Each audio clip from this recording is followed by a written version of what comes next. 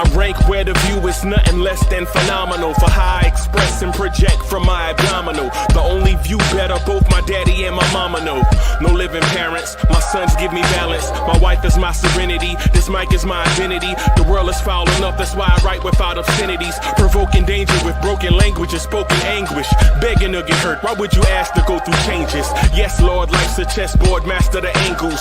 Control the tempo, be the one who holds the info. Acknowledge is just as deadly as machete swings. When spoken, the truth is as potent as that Medellin. While others swear the style is free, I just let it ring. Our time is undervalued, soldiers make us better kings. My fans on my shoulder, reaching after better things. Today I take the shot, for them I'd rather set the screen. My mama told me follow my dreams. My daddy told me get it by any means. Stand tall, make him bow to a king. But I've evolved, you can see the resolve. Look in my eyes when you speaking to God.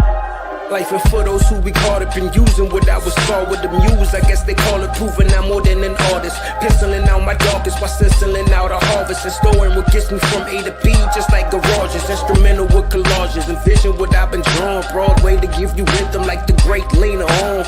So bent on, found comfort in the storm. Find peace and on when you see them others perform. Organized chaos, outcast it like hey ya.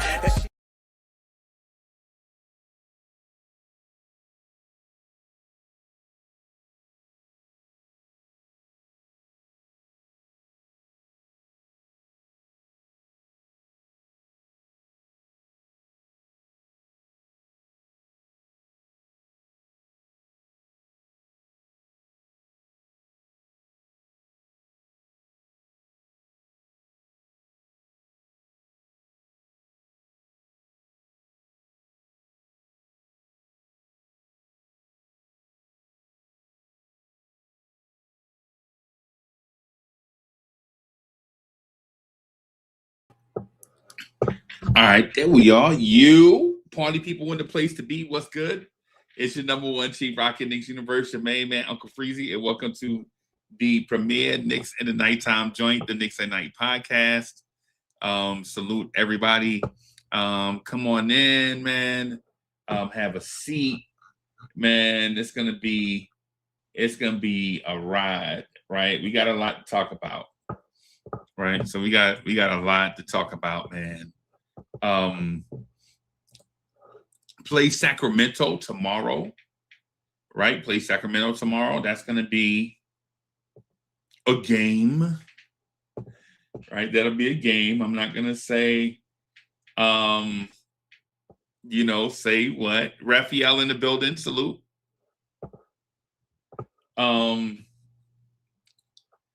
Yeah, I guess we got a lot to talk about, man. This trade deadline thing, man, is making people nervous. Folks want to trade players. Tory B in the building. Raphael in the building. Salute. Greg Hamilton in the building. Salute, man. HRM the Great is in the building. Salute. Salute, man. Let me see. I got something I'm trying to post here. I'm going to post this. And then I'm going to dial into this conversation. So let me post this real quick, and then I'm going to do a deep dive into our conversation. Right? I got my people backstage. Hold on for just a second. I'm just going to post this real quick, and then we can get down to the nitty-gritty. Right? Clearly, this is the conversation du jour. Big Paisan is in the building. Salute. Peace, Good to see you. Good to see you, Mike. What's up, good people? Blanche Tears, fam. Hopefully soon to be Blanche Tears University members. Secret leak. You'll know hear about that soon. Yep, secret leak. Yo, and salute to Raphael, man. Raphael in the build, man. Me and Raphael go way back, man. Me and Raphael and I go back to 2019. Me and Raphael was trying to get into the game together. Salute to my guy Raphael. Raphael, you remember when we used to have like Raphael, you remember when we used to have like 20 subscribers, like 4 people in the chat, like 4 people used to show up every night, and we used to be like, just keep on rocking, man, just keep rocking. Salute to my guy Raphael. Coach, what's Shout good, out man? to Tory B on the high seas. On the high seas. Always bet on black. Yeah, man. That's my guy. I like roulette. I don't know why. There's something about it. Yeah, man. I like playing my little systems, you know. It's all luck at the end. Yeah, it's all luck, bro. It's so random, bro. It's so random. So my question for the chat tonight is this. This is what I want to talk to y'all about tonight, chat, is this. Role players, rise or fall, can the bench carry this team? So role players, rise or fall, can the bench carry this team? And what I mean by that, right? Carry is such a strong word. Yeah, I know. Right? Carry is a strong word. But here's the reason why I chose that word instead of compliment. Okay. Right. The reason why I chose that word instead of compliment is because role players don't necessarily have to mean bench players. Gotcha. For one, right? So role players don't necessarily have to be bench players. Mitch Robinson is a role player. He's a role player, right? He's a role player that come off the bench, right? Now, one could say he's a star. I would say he's a star in his role. I heard somebody say that term, use that that term one time, and I thought it was a smart way to phrase it. Mm-hmm. Drip more. I mean, you can honestly say everybody not named Brunson or Cat are role players. Role players, right? Like that's, that's just the real. Like if you're not an all-star, you're a role player. Are a role player, right? Right. If you're not a star, you're a role player. That's just. It's like the old Run DMC song, because it's like that, and that's the way it is. Yeah. Yo, somebody else had a song. That's the way it is. Bruce Hornsby. Bruce Hornsby. Doodaloo. That was like what, 1985? That's like 1985, something like that. Yeah. It's older than some of the people in chat. Yeah. Not older than us, but I was young when it came out. That's for sure. I didn't have this gray beard. Hell no. I didn't have hair mostly anywhere. Right. Except on top of my head, bro. I had hair on top of my head. And chat, I had so much hair on the top of my head, I had to go somewhere and get it cut. Can you imagine that? Can y'all imagine that? So much hair, you got to go get it cut. Right. But anyway. Did you have that mini Afro puff thing going, or? I had them all. High top fade. What you have rocking? I had it all, man. I had everything. Jerry curl. I had every black hairstyle, out there except for Jerry curl. That's the only joint, man. Even the Kwame. Yeah. I had the Kwame twice. I had it one time, and then I cut it off and went to waves, and then I grew it back and put dye in it. Bro, I had a diamond. I had a blonde diamond in it with parts next to it. Couldn't tell me that, but I thought I was keeping place. I did that in 7th grade. I did the old Bosworth mohawk mullet thing, and then I had the lines on the side of my head. Bosworth was the guy, bro. I think Bosworth gets a bad rap, bro. Oh yeah. I think, bro, if you see somebody with a 44 Oklahoma Sooners jersey, you know they know the culture. Was it 44 or 55? No, it was 44. It was 44. Yeah. You see somebody with that, bro, you know they know the culture, right?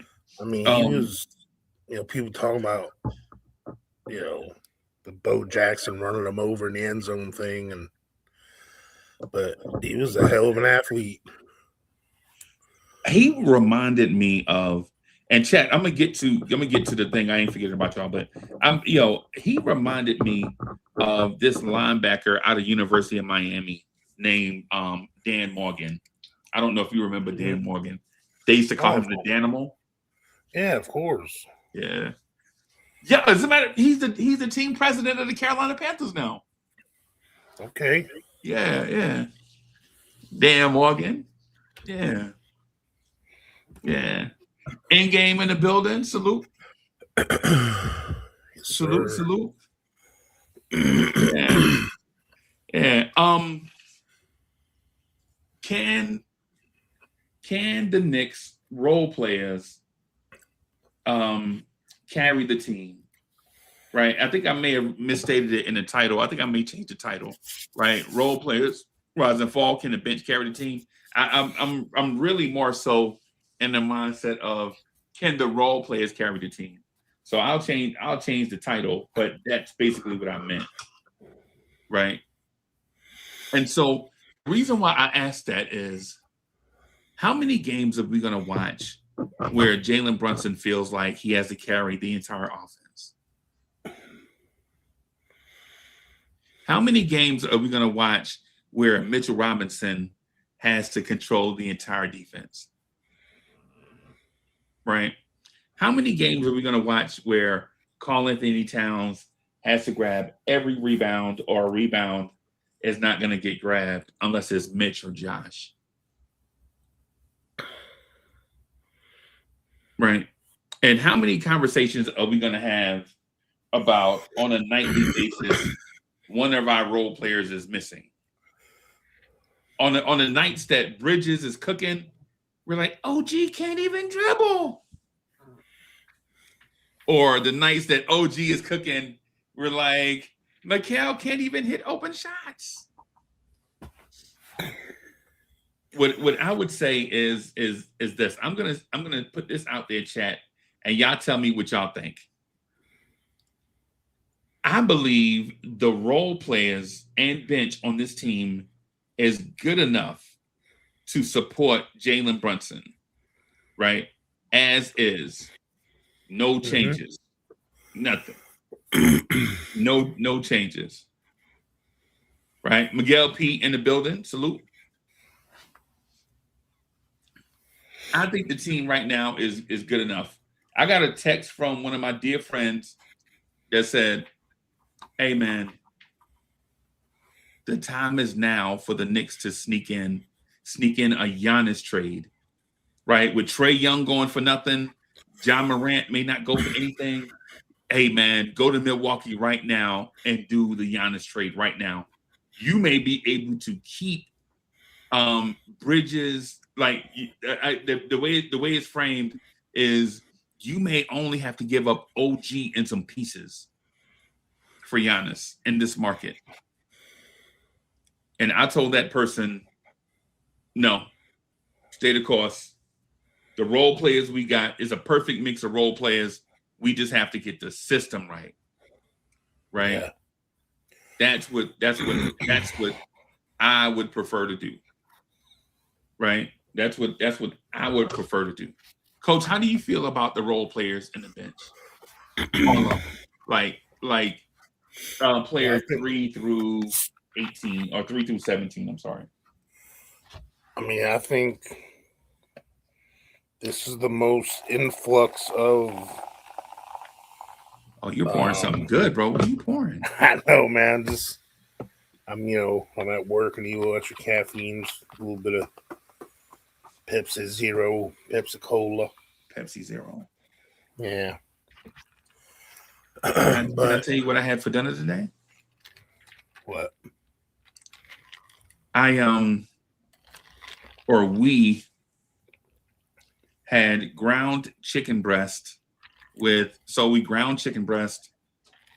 egg, shredded cheese, Parmesan cheese, pizza crust. Yeah, and so we patted it out and made a crust for pizza, and then we put cheese and salami and steak on top. So everything I had was like animal based. Yeah. Yes, sir. Bro, so I mean, you talking about something that was delightful. The crunchier you let it get, the tastier it is. Mm-hmm. Yo, DSJ is in the building. Salute. Yeah, the key to that, if you get a parchment paper, put it like on a pizza stone and like cook the crust first for a bit, and then yeah. Oh yeah. Yep. So you read my mind. So what I was getting at is we haven't had this influx of the amount of quality role players ever on this team. Right. Like once we get all back to health, which technically from reports, Yabu and Mitch are both off the injury list. You know, they're not even probable or questionable or whatever. Okay. And Shamit is full contact now. Okay. In practice. So with everyone completely healthy,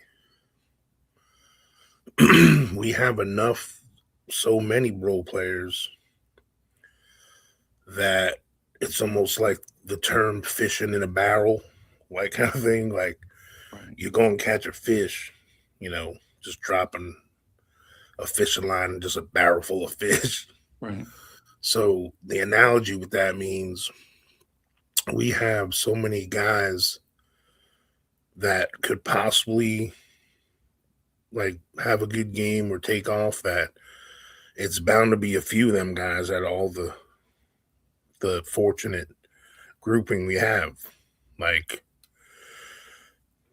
we don't have, like, some teams can only count on that extra third, fourth, or fifth starter, maybe one bench guy, two bench guys. We can count on the rest of our starters plus another 4 or 5 deep on the bench that can really make an impact on the game. Right. Because we've actually seen it this year. Yep. That many guys. Guys, I mean, obviously each starter has had impactful games this year. Then you start looking at Clarkson. Kolek's had a huge game that impacted. Mitch, Deuce, Shamit with his 30-something point game. Yeah. You know, I'm naming all these names, and now you're talking 10 names almost already. Right. So, long-winded answer, yes. Like, we have the perfect formula of what. Not only do we have quantity, I think we have quality as well. You know, right? And to me, like, I agree with you. I don't think, especially right when things are starting to figure out each other out in the rotations and who we have, you know, I mean, we just showed this last game, and I know it was only Portland or whatever.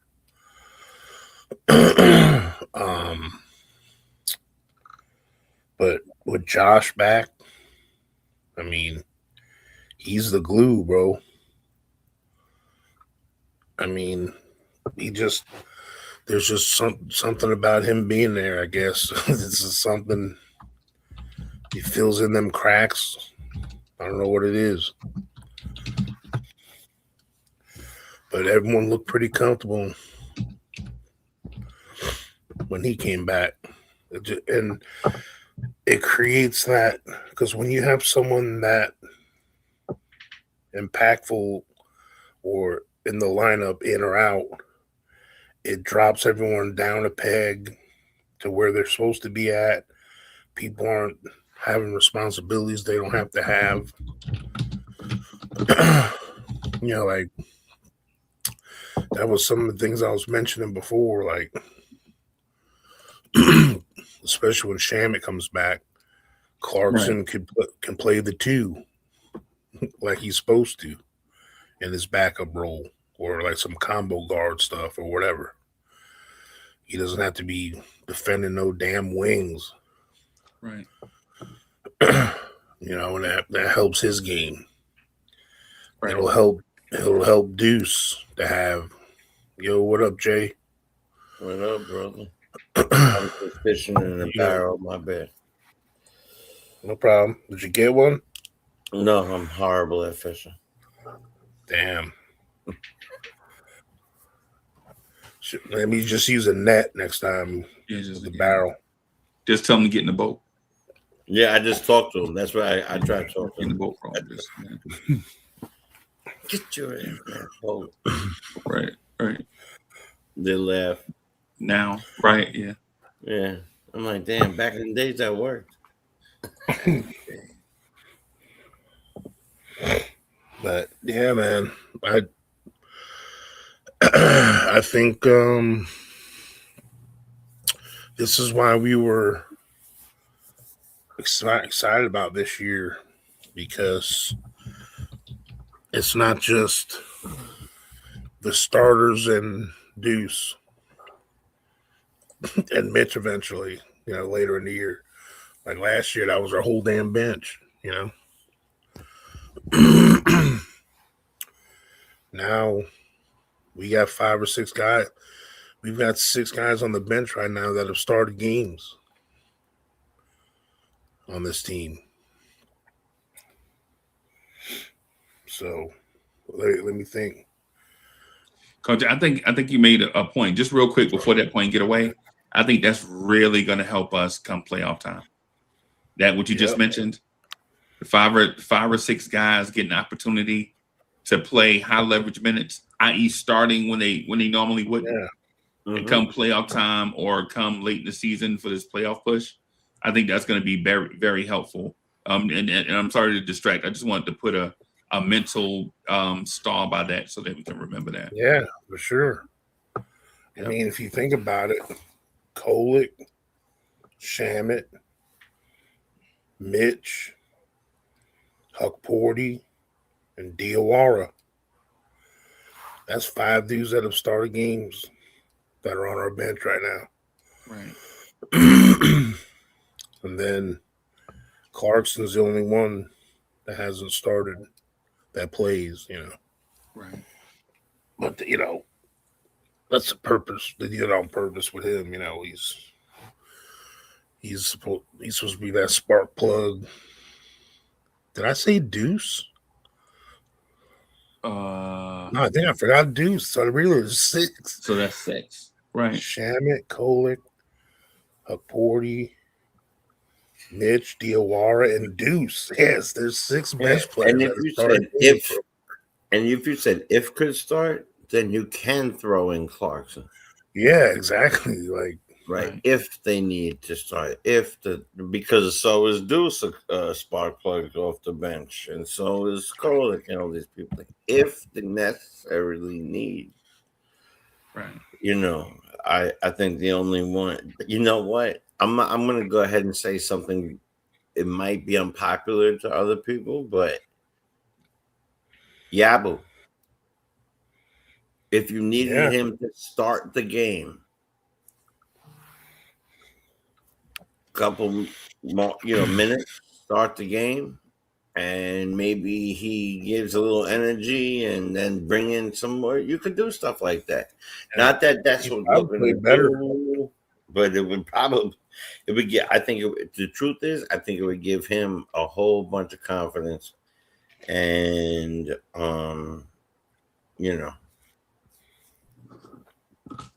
But I mean, these are.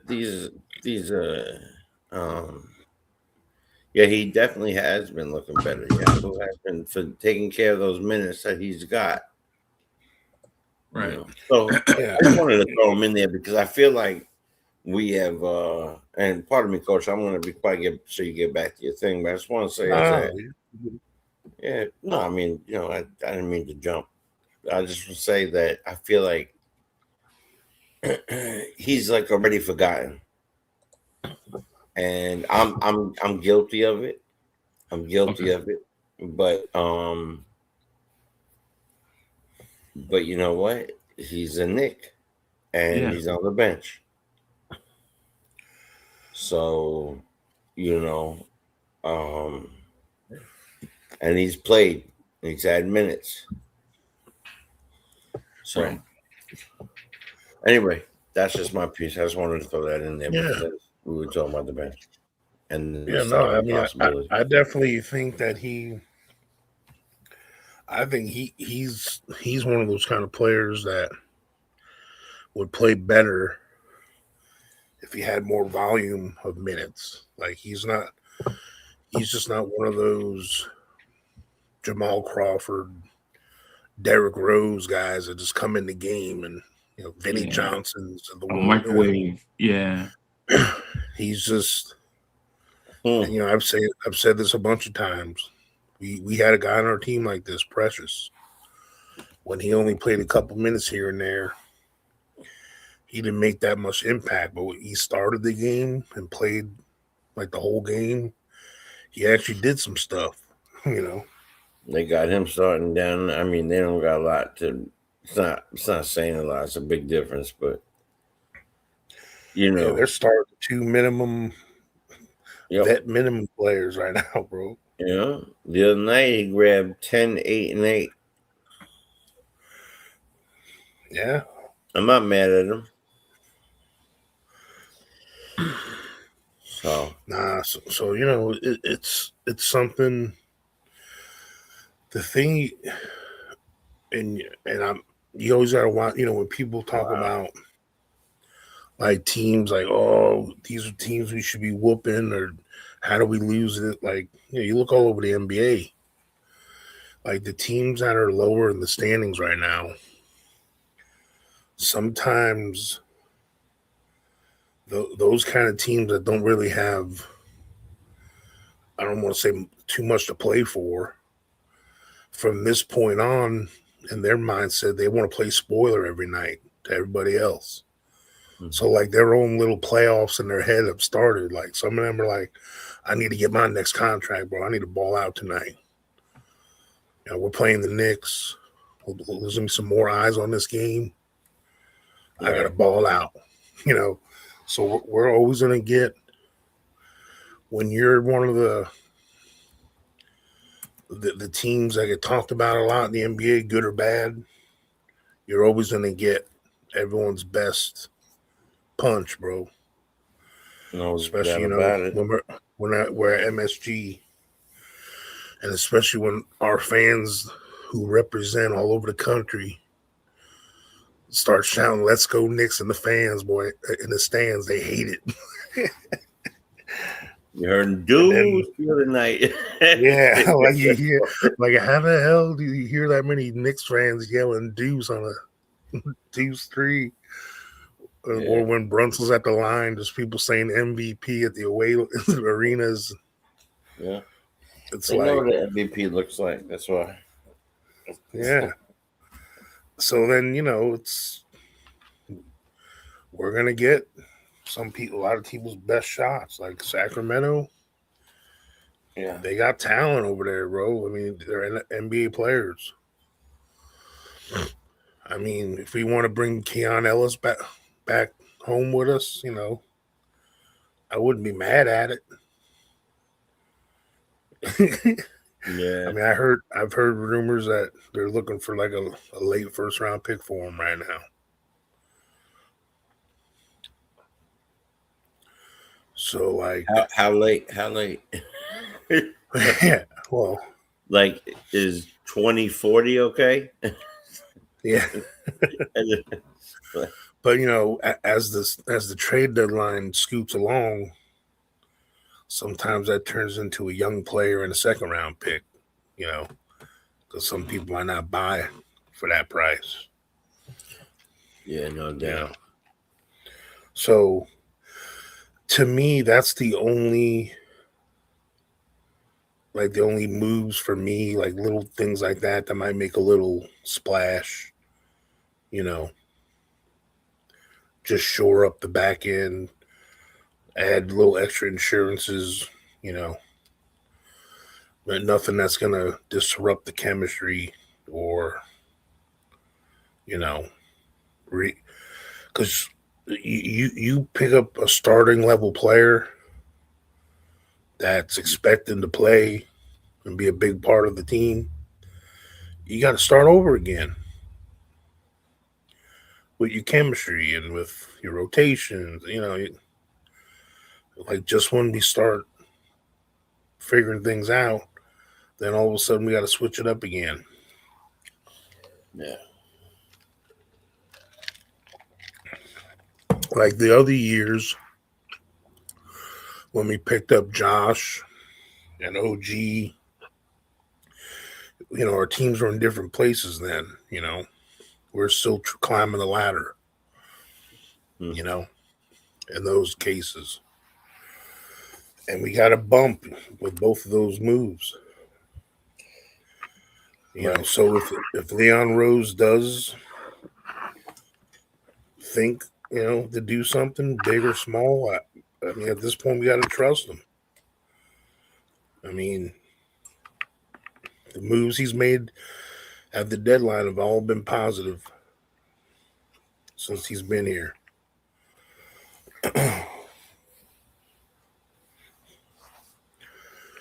I would be ultimately surprised if they make a major move or any moves at all. Yeah. Honestly. Though I have ideas just like you who they would be or who I might like to see. And it's not a person, it's a type or position. But right. I don't know. I think we've talked about this before. I think that just the other day, if your owner is saying we're not making any moves, no matter what he said after that part, I'm gonna take him for his word, right? So,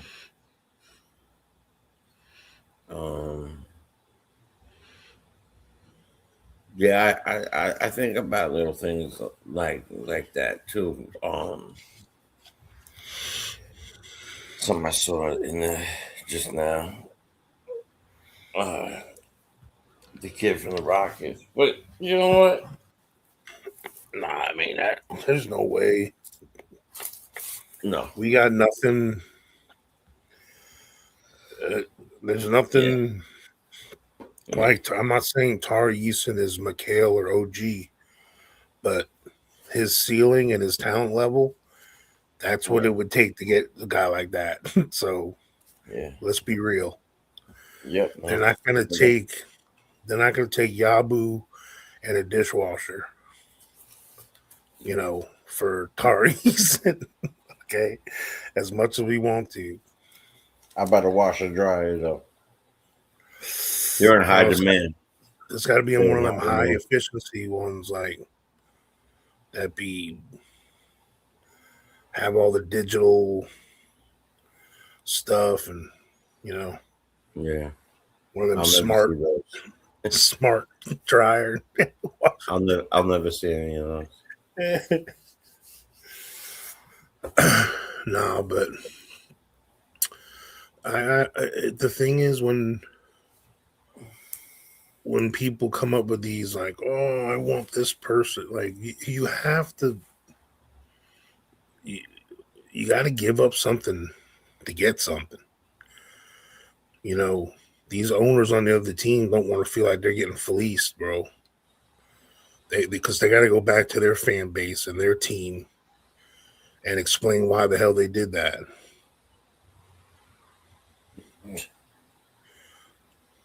I think you're on mute, Freezy. Unless you talk. I know. I know. I'm just agreeing. I'm agreeing. Oh, my bad. But yeah, so I mean, of course, yeah, give us Giannis for Dottie and Yabusele and a second round pick. I'll sign up for that. I mean, come on. What are we looking at here? It's crazy. Yeah. Now I could do that 2K.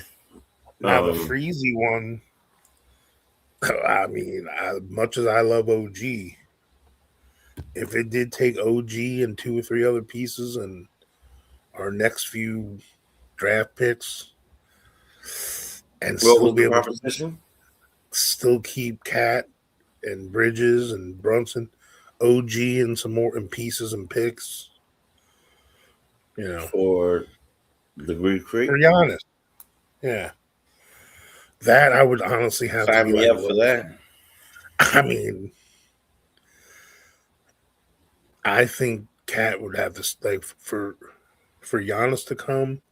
Cat has to stay because that's how it becomes cheat code to me. And I can't lose both Bridges and OG. It would have to be one of the two, just because the money. That's why you have to include one of them too. If it's both, then you have to pick up Kuzma or something too, because that's how the money works. Kyle? So, yeah. I'm not saying I want him but I used to always want him on the team. no, Me, dude, before I used to like Kyle a lot. I think he's still a solid NBA player. He's like too hot and cold though. Yeah, well, because he hasn't been on a team in a while that because he started playing a certain way. A lot of teams wanted to make him the number 2 guy on their team, right? But he's not quite good enough for that. Now, when he's your number 3 or 4 guy, he's awesome. That's I think, right? Because right now, you can for the Milwaukee, he's probably their number 2 scoring option. Even though that Ryan Rollins kid is getting better for them, but yeah, I was about to say I think more like those guys, but yeah, it could be, could be. But yeah, I don't. He's the only person I would rock the boat a little bit for, but not like losing 2 starters and. Well, you're not giving up Cat and OG for him?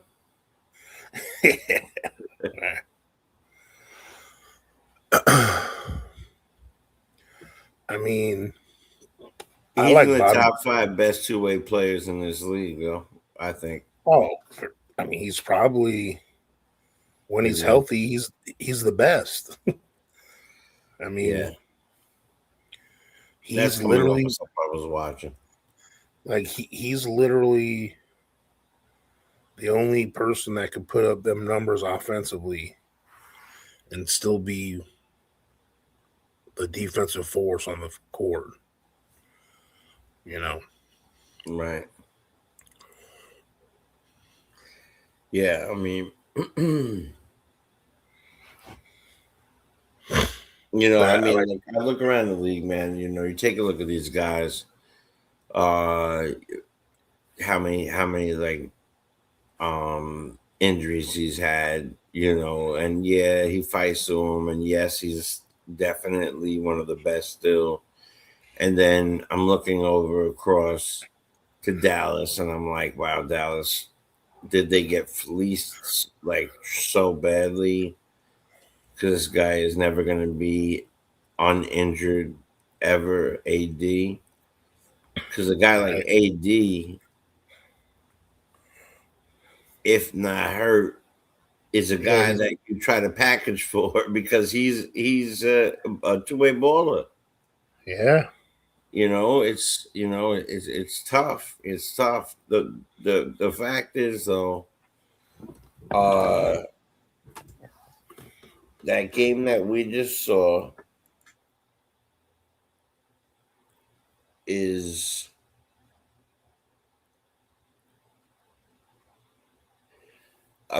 what I thought was coached very well. It was one of the better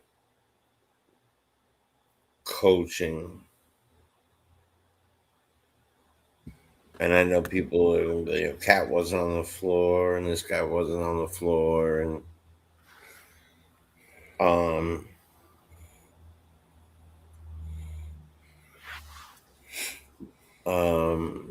but it was coached well, it was played well, the movement was good, shots were efficient, bench played well. I still don't get the 1 minute thing, but I think that was a little bit just for some breathing. Yeah. That's just my piece on that.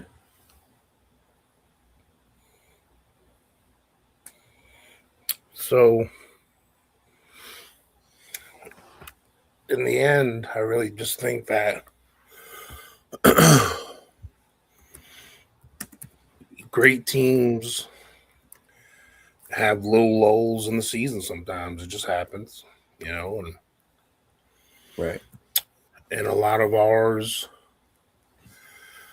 I don't think have been tied into our overall team play or personnel issues or anything.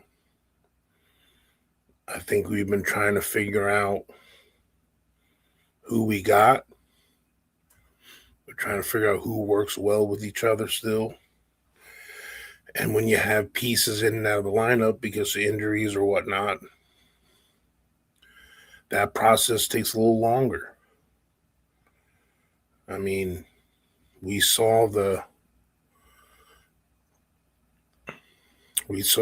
the record since, last year they talked about the starting lineup with Josh was a net minus, but that was for that particular style. For Mike Brown's style of basketball, that starting five has been, we're 12-3 with Josh in the starting five. And then we're even better record with Josh in the starting five and Deuce being there and Mitch. Like, we've rarely had that. Like, barely half the year we've had those five starters and Deuce and Mitch all together at once, So we know that's what our team is. And so you feel comfortable with the role players, basically? Hell yeah, I do. Okay. But I'm also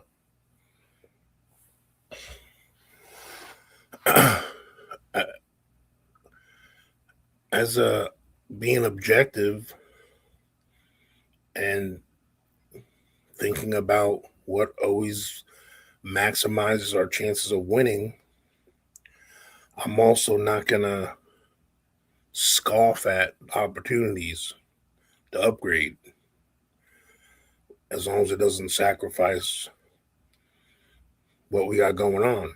So right. Hence it wouldn't be an upgrade in that, An upgrade would be we get a contributing piece for next to nothing for someone that's not contributing right now. That's a positive bump up. Okay. Like that. Those are the things I wouldn't mind happening. I'm there with you. Somebody put a little birdie put a bug in my ear and asked me if I would talk about this with y'all. And initially I said no, right? But then after the telephone conversation, I was like, you know what? Fuck it. Let's do it. Would you trade Pacom Dadier Yep. and Tyler Kolek for Colin Gillespie? Oh. Chat. I don't want to trade anyone. Somebody put a bug in my ear. They asked me this because they know I'm a huge Pacom Dadier fan. So they were trying to put a rock in my shoe. Plus, they know I don't want to trade anyone. So they asked me, would I trade Pacom Dadier and Tyler Kolek for Colin Gillespie to be the short-term backup point guard? And yes, he does have Villanova ties. He's a Villanova point guard.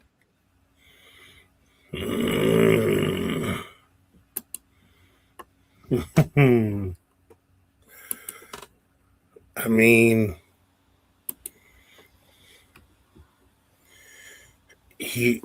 I'll put it this way. He's basically, how old is Tyler? 25, 24? Well, how old is Tyler Kolek right now? And they're around the same age. I think They're Gillespie is maybe like a year and a half old or something like that. Well, that's, I mean, you're getting a floor general and a bona fide three-point shooter. Yeah, I know. That's what who's already played 3 years in the league, too. Well, this is his third year. And I mean, all right, here's the thing. His production, is it because he's that much better than Kolek? Or what would Kolek's numbers look like if he averaged 28 minutes a game and started 20, 30 games? Like would Kolek shoot 43% from three?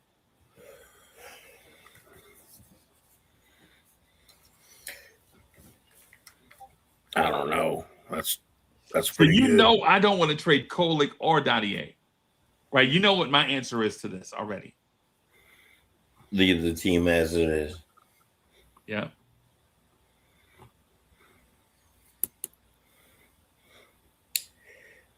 That's interesting, though. Gillespie is a baller. I mean, the only part that bothers me with that is Dottie is so young. Like, the only way Dottie could be part of it is they just feel like they missed something with him, or they don't think he's going to pan out, which I don't know how they could tell that this early. You know. But something is weird that a second round pick this year the Knicks had that wasn't even on any top 50. It wasn't even on some top 100 prospect boards. And I'm talking about Mo Diawara. Just leapfrogged him instantly. Why? And he's only a year older than him, so it ain't like he's older and has experience. And they're essentially the same prototypes, more or less. You know, Diawara showed things that Dottie can't do. Maybe, I don't know. Like, why did that happen? All these drafts are before Brown got signed, right? Right. And every 6'9", 250 player is not LeBron. Right. Every 6'6", 210 athlete is not Michael Jordan. Right. You know what I'm saying? So yeah, I sure do. And I would ask, do you have patience enough to let a young guy develop a little bit in your system?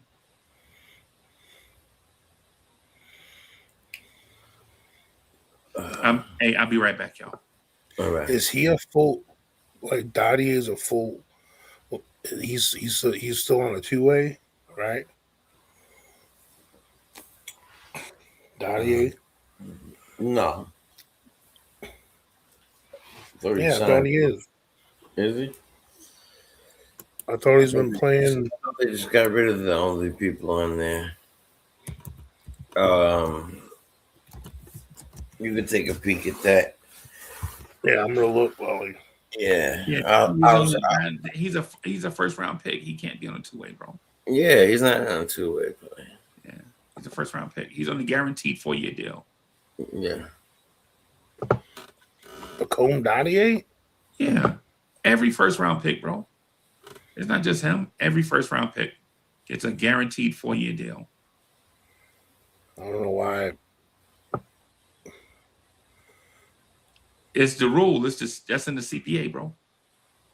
No, I don't know why I thought that he played some G League. He can play in the G League, bro. He can play in the G League. That's not a problem. Yeah. But getting signed is. Oh no! That's what I meant. Like he's still playing G League games though, right? Dadier. I think so. I think he played like 12 games, maybe. Is there like a certain amount because he's allowed to do because of that, or? I don't know. I don't think so. Because the way McCullough is looking, bro. That's the reason why I think the Knicks would consider or are considering a 2-for-1 deal for somebody is that next spot is going to go to McCullough. They're going to make him a full-time instead of a two-way. Yeah. And I wouldn't be mad at that. That would give you 13 spots though. Because right now they have 14 spots. They have 14 spots in two ways.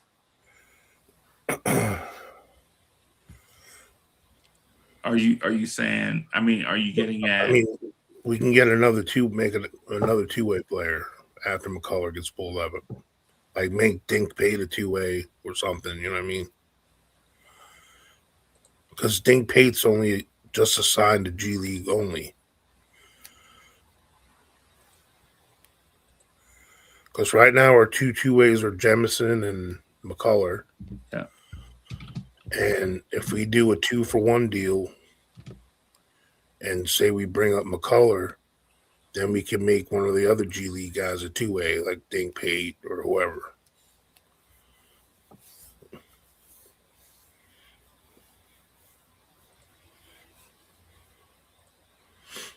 But it's not that I want. This is more for the Dadier part, not the Kolek is a whole other conversation. Like you would have to ask yourself whose game is more sustainable, Gillespie or Kolek's? Gillespie.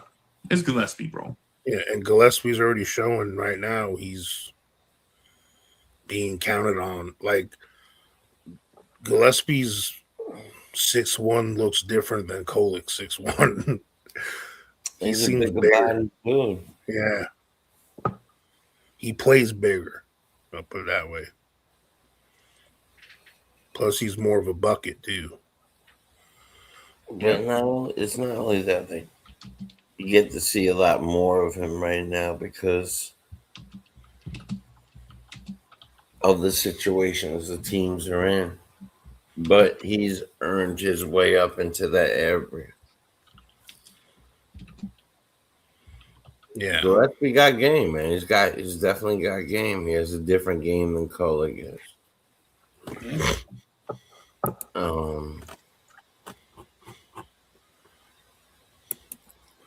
But what about that same question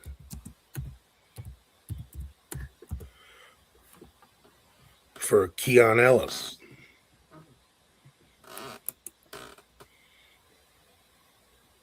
Which I don't think you'd have to give up that.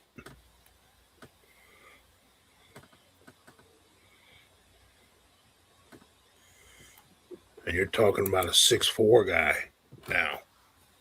Yeah. Hey, I gotta do something. I'll be right back, y'all. Yeah, that's fine. Like, essentially, I'm with you. Would you do this? Keon Ellis for Dottier and a second round pick.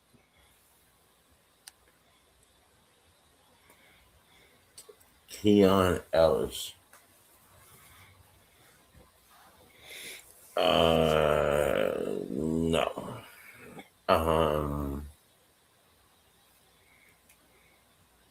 How tall is Keon Ellis? He's 6'4". He's a combo guard. Hell of an athlete. He's only 26 years old. Gillespie is a combo guard too, or just a guard? Yeah, I mean, he's more of a point guard that can shoot.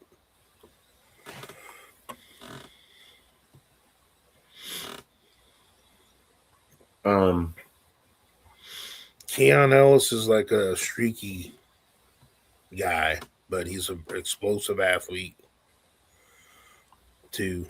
You know, I know him. He's from my old neck of the woods in Florida. He went to Leesburg High School, but he's Leesburg, the Flying Hawks. I don't know what the hell they were. I don't know what the hell they were.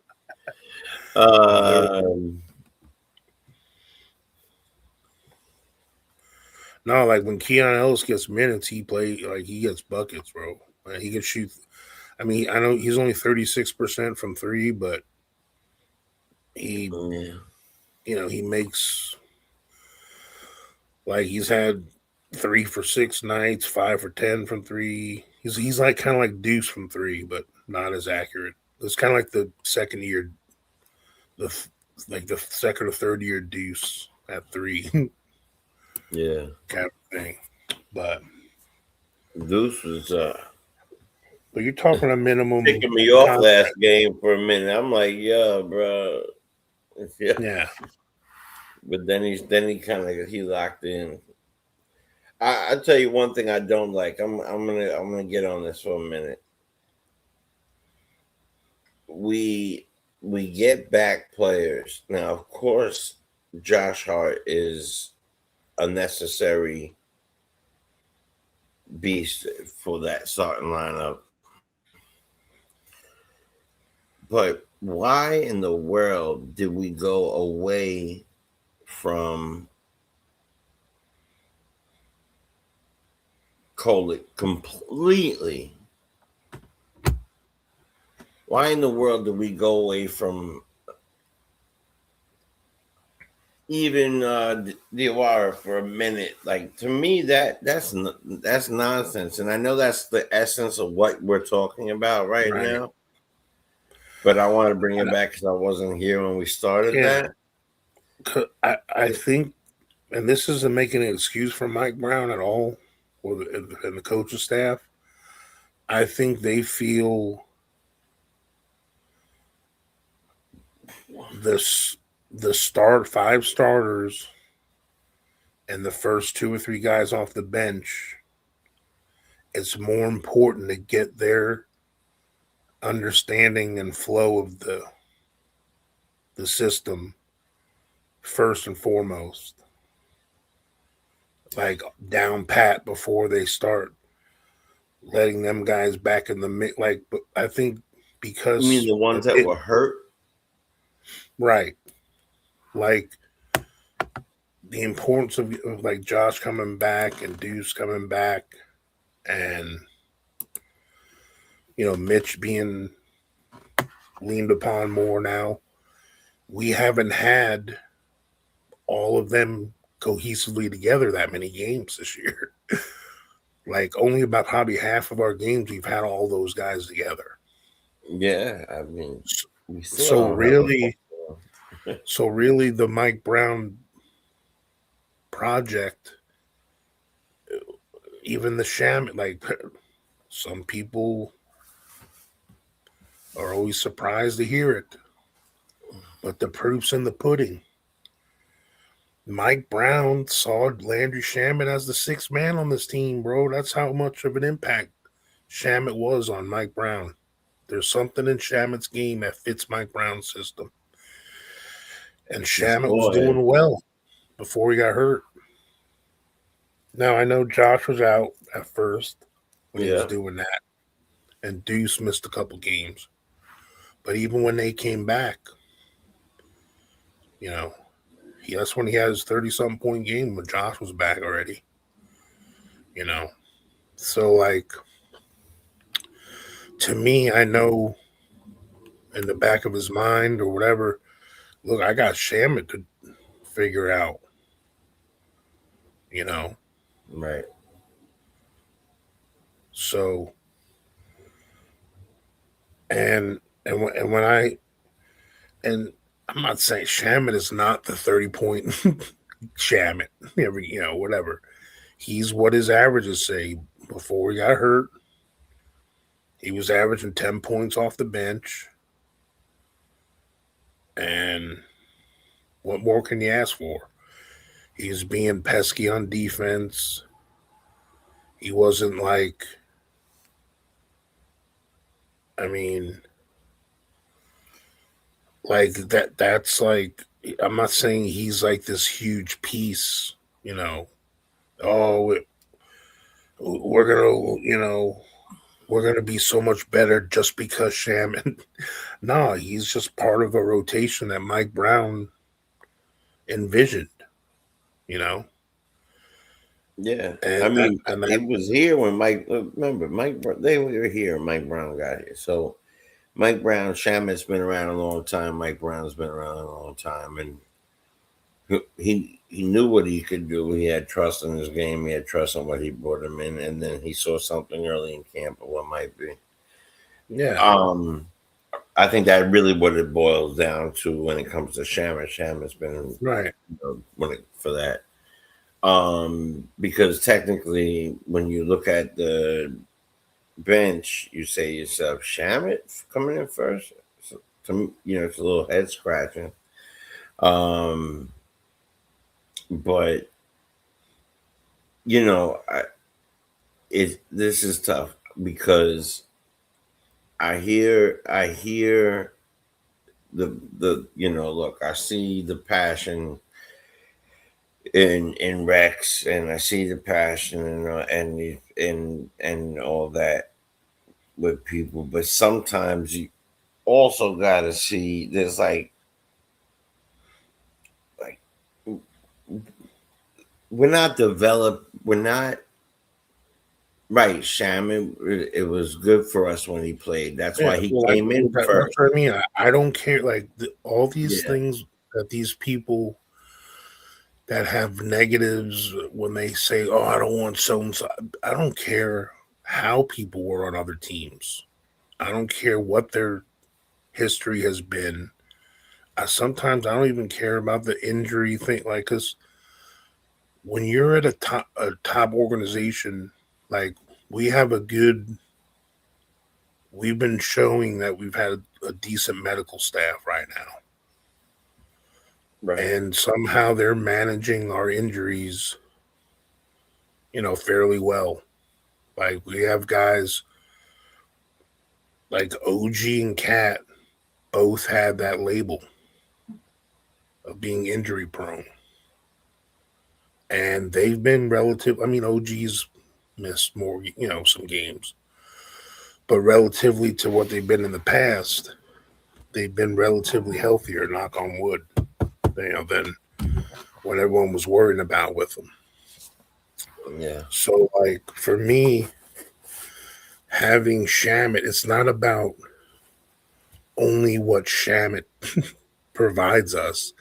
It's what it does is it elevates everyone else's positions and their responsibilities to different levels, because that's another shooter that you have to worry about on the floor.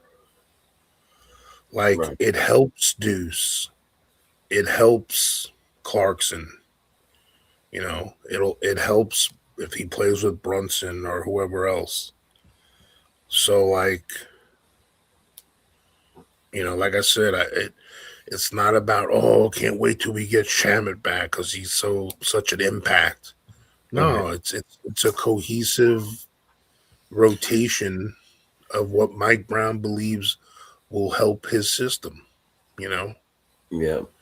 there might be some things that he's done and he does at practice and he provides for this team that doesn't show up in numbers,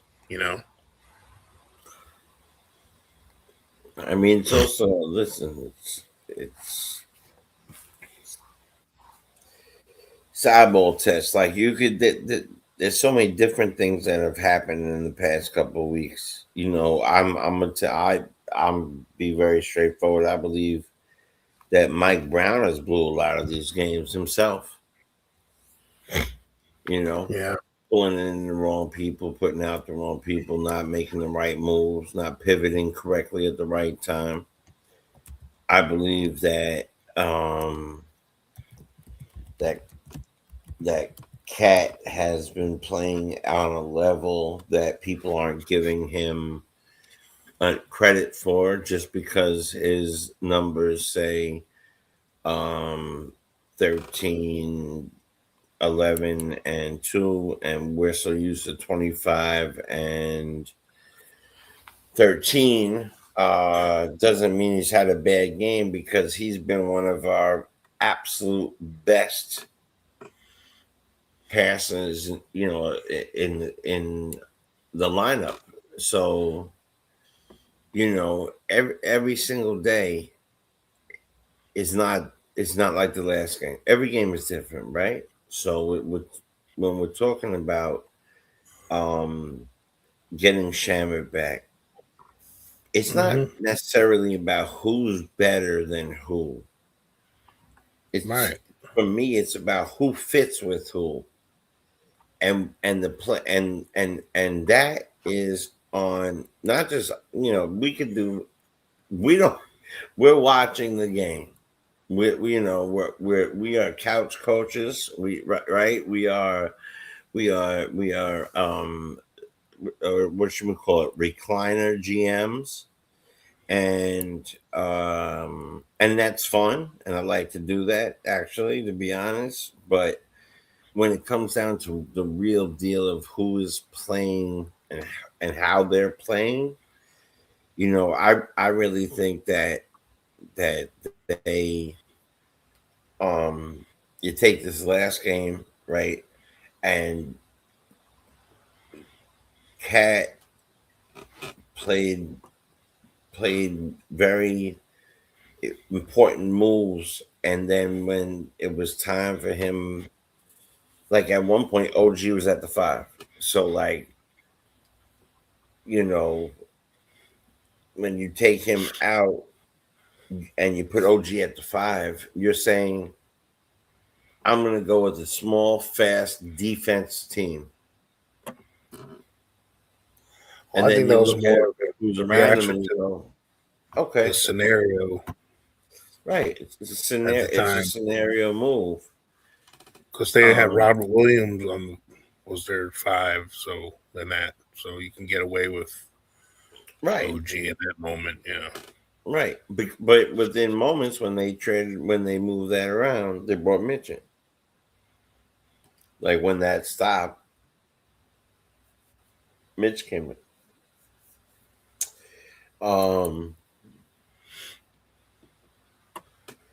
I when you look at a team, if you love a team, whatever, like we love the Knicks, your automatic thought, your heart move doesn't always lock in with your brain move. So sometimes you say, I love this guy, I don't need this guy to go nowhere. And then it happens a lot in baseball where they get stuck on the young man that could be the old world young man, and then we hold on to them for so long, or they'll play for so long, or they'll play or whatever, and they'll just be the same person that they were for a while. Now, I'm not sitting here and saying that Kolek is Sims, but right now, before Kolek started playing, listen, when Kolek was playing, we won a bunch of games, but that was also big mans were healthy. The bench was playing strong. Brunson was playing strong. But when you can't at the end of the game, and even to the point where he was playing so well that Brown made bold moves, took out McHale for him in the cup, but that doesn't always work, right? That can't always happen. And you got to go with the bigger guy who plays a better defense, and maybe he's not looking to shoot it or facilitate necessarily. Maybe he's the in between guy. I'm doing the defense. You can pass to me. I pass it back to you. You can pass anywhere you like from there. I'll slash to the basket. You can give it back to me. I'll try to get it in. But right now I'm just looking to play defense and do that type of stuff. I think that's Shaman. Right. Definitely. It's a little bit different. But in the last how many years have the Knicks, especially with the lotto picks, like back then, how many of those did we nail down and get right? So I'm looking at some of these kids that are good, right? Like Diawara is good, and he's at the height that we're looking for. We're short by stature of the entire league. We're short. If you want to answer why Diawara might have more of an opportunity in Kolek at the minute, there's one right there. Shamit is bigger than Kolek, and gets in front of his opponent and does things like the intangibles. If you want to know why he's coming in first, there's your answer right there.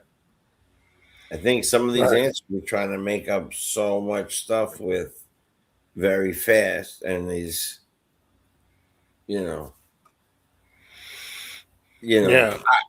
can only say, and I don't usually address it. I usually don't even have it on, but I see that my brother's having a very excited moment. So I'm just gonna say, who has Kolek locked up? So, and I like Kolek a lot, but who is Kolek locked up? Who has any Nick in our team not named Mitchell Robinson, OG, or McHale locked up? Nobody. Yeah. There's no one on the Knicks that have locked up, because any good player on any NBA team that's above a starter level or better can't get locked up by nobody. Yeah. On a regular basis. There's too much talent. Yeah. What it comes down to is if you're a serviceable piece in a team defense. And I've seen with my eyes, I'm a huge analytic guy. I'm a basketball nerd. The numbers tell a story. Sometimes I use the numbers to back up some of my claims or some claim, or some things. Sometimes it tells a story. But sometimes a player's past and the numbers don't always tell what he does for the current iteration of the current group of players and coach he's got right now. But the 21 minutes a game that Landry Shamet has played for the Knicks this season Okay, under Mike Brown's system and scheme, Right. he's looked a lot more. He doesn't look like just a traffic cone out there on defense. First of all, More he than looks like efficient. a player that has a coach's confidence, and sometimes play that invigorates a player to play better. And that when it comes to energy and stuff like that, you know what I'm saying? Yep. Like I can tell because he feels like he's being counted on and being used right now. He's playing better, you know, and Which playing does a lot. 21. Yeah. And if you want to look at numbers and stats, the player that's number 2 in defensive rating for the Knicks this year is Karl Anthony Towns behind Mitch. They're both at 113. So you tell me what the numbers mean and tell you when Karl Anthony Towns, our second best rated defensive player on our team. Like, when do the numbers tell a story and when do they not? So does that mean Cat's playing better defense this year? Or does it mean the numbers are bullshit? Like, what does that tell you? Because according to Mitchell Robinson's number 1 in defensive rating on the team at 110.3. Karl Anthony Towns is second at 113.6. So it's better than OG, better than McHale, better than Josh Hart, better than Huck Porty, DLR, all these players. I think that two things. You know my saying. Yeah. Two things right saying. I think it's both. And then the numbers and also the eye test. You got to throw in everything. You got to watch them. That some things won't show up on those numbers. They just won't show up on those numbers. Yeah. And the numbers definitely count, obviously 100%, but there are things that just won't. So I think it's a combination. I'll say it's a combination. If that makes sense. And maybe on some nights it's more of one than the other. But and then also, seeing how we do in the next couple of weeks, seeing who's still up here.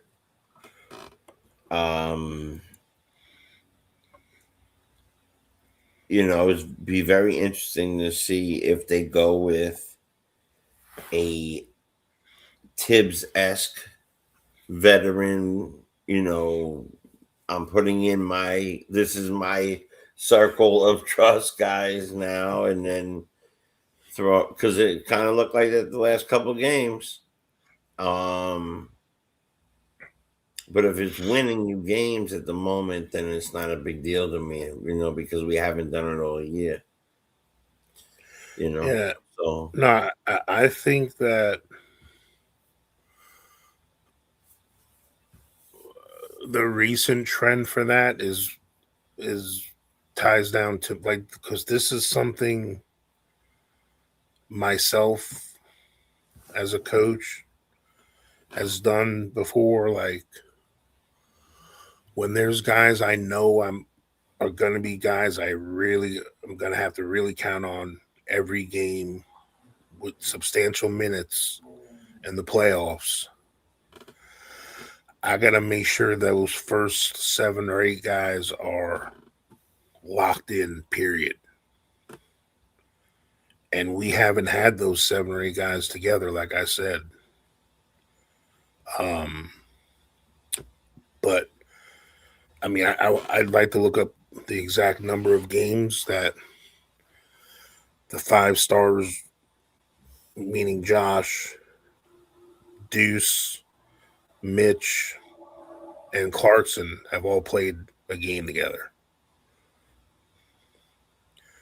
Start bench. No, just have all played in the same game. At the same time, you mean in the same rotation? Yeah, like they were all available to play, like not injured in the Oh, game. I got you. You know what I'm saying? Like all 8 were available to play in the game. I don't think that's happened more than 10 times this year, where all 8 of those guys have played on the roster. Because the beginning of the year, Josh was out for a couple games, and Mitch. Then when Josh came back, Deuce was out for a couple games. Yeah. And then OG was out for a few games. And then Brunson was out for a couple games. Like there was, and Mitch had his, thing. So like there was always one or two of those guys out. So now this last game was one of the first games I can remember in a long time. We've had all 8 of them. Because to me, those are our top 8 rotation players. That's it. That's That's what I was saying. Yeah.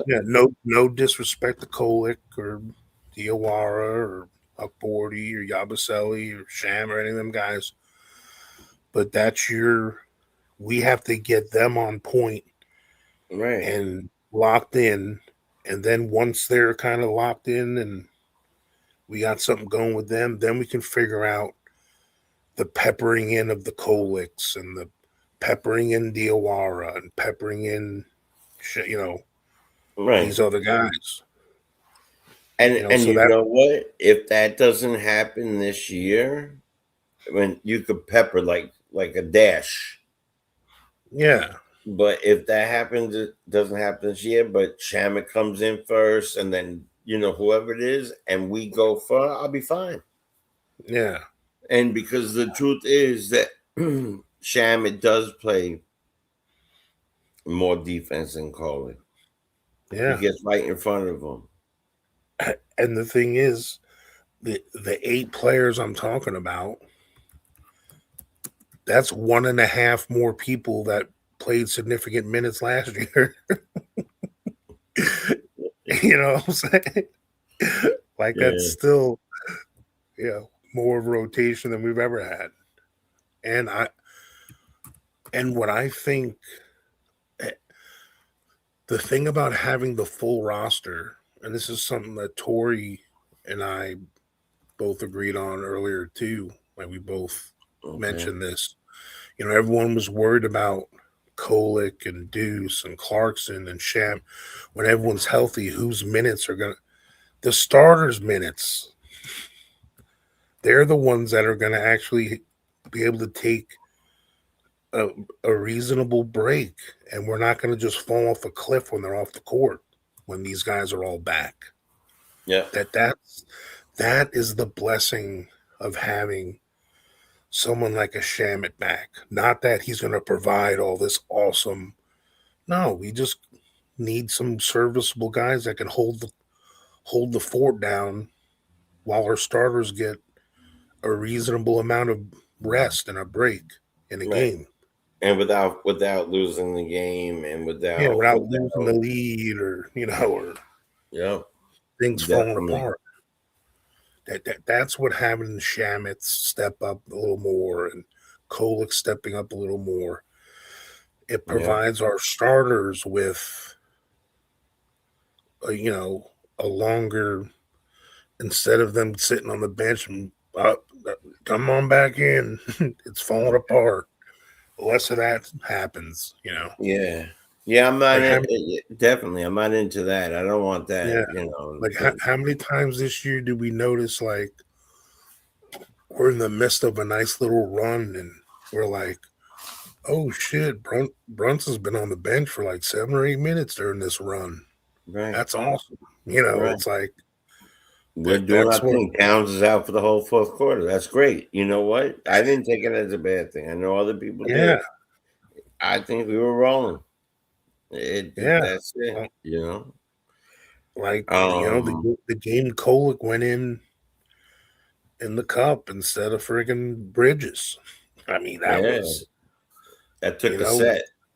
Yeah, it's moments like that. Like you have to. and it's okay for it to be. It's like that game that Shamit was on fire against the Heat.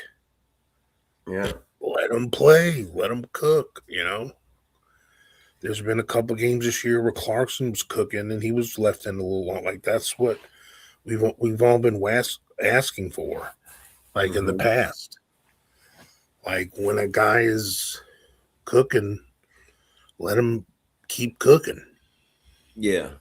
And we've been talking about that. Think about that. Like when Clarkson would go off for 12 points real quick and get yanked out, it's kind of weird. Like, you know. Yeah. I mean, that's why I say at this point, I'm starting to say, all right, Brown, you got to show me something a little bit more. Like you got it to me, you got to show me something a little bit more. For a little while, I think he was playing like the everybody needs, what do you call it? What do you call that? That no one wants to get the participation trophy. Certificate. Like, oh, certificate. Yeah, just because you played today for 2 minutes, here's your certificate. You know, like, you know, that's not how you win games. You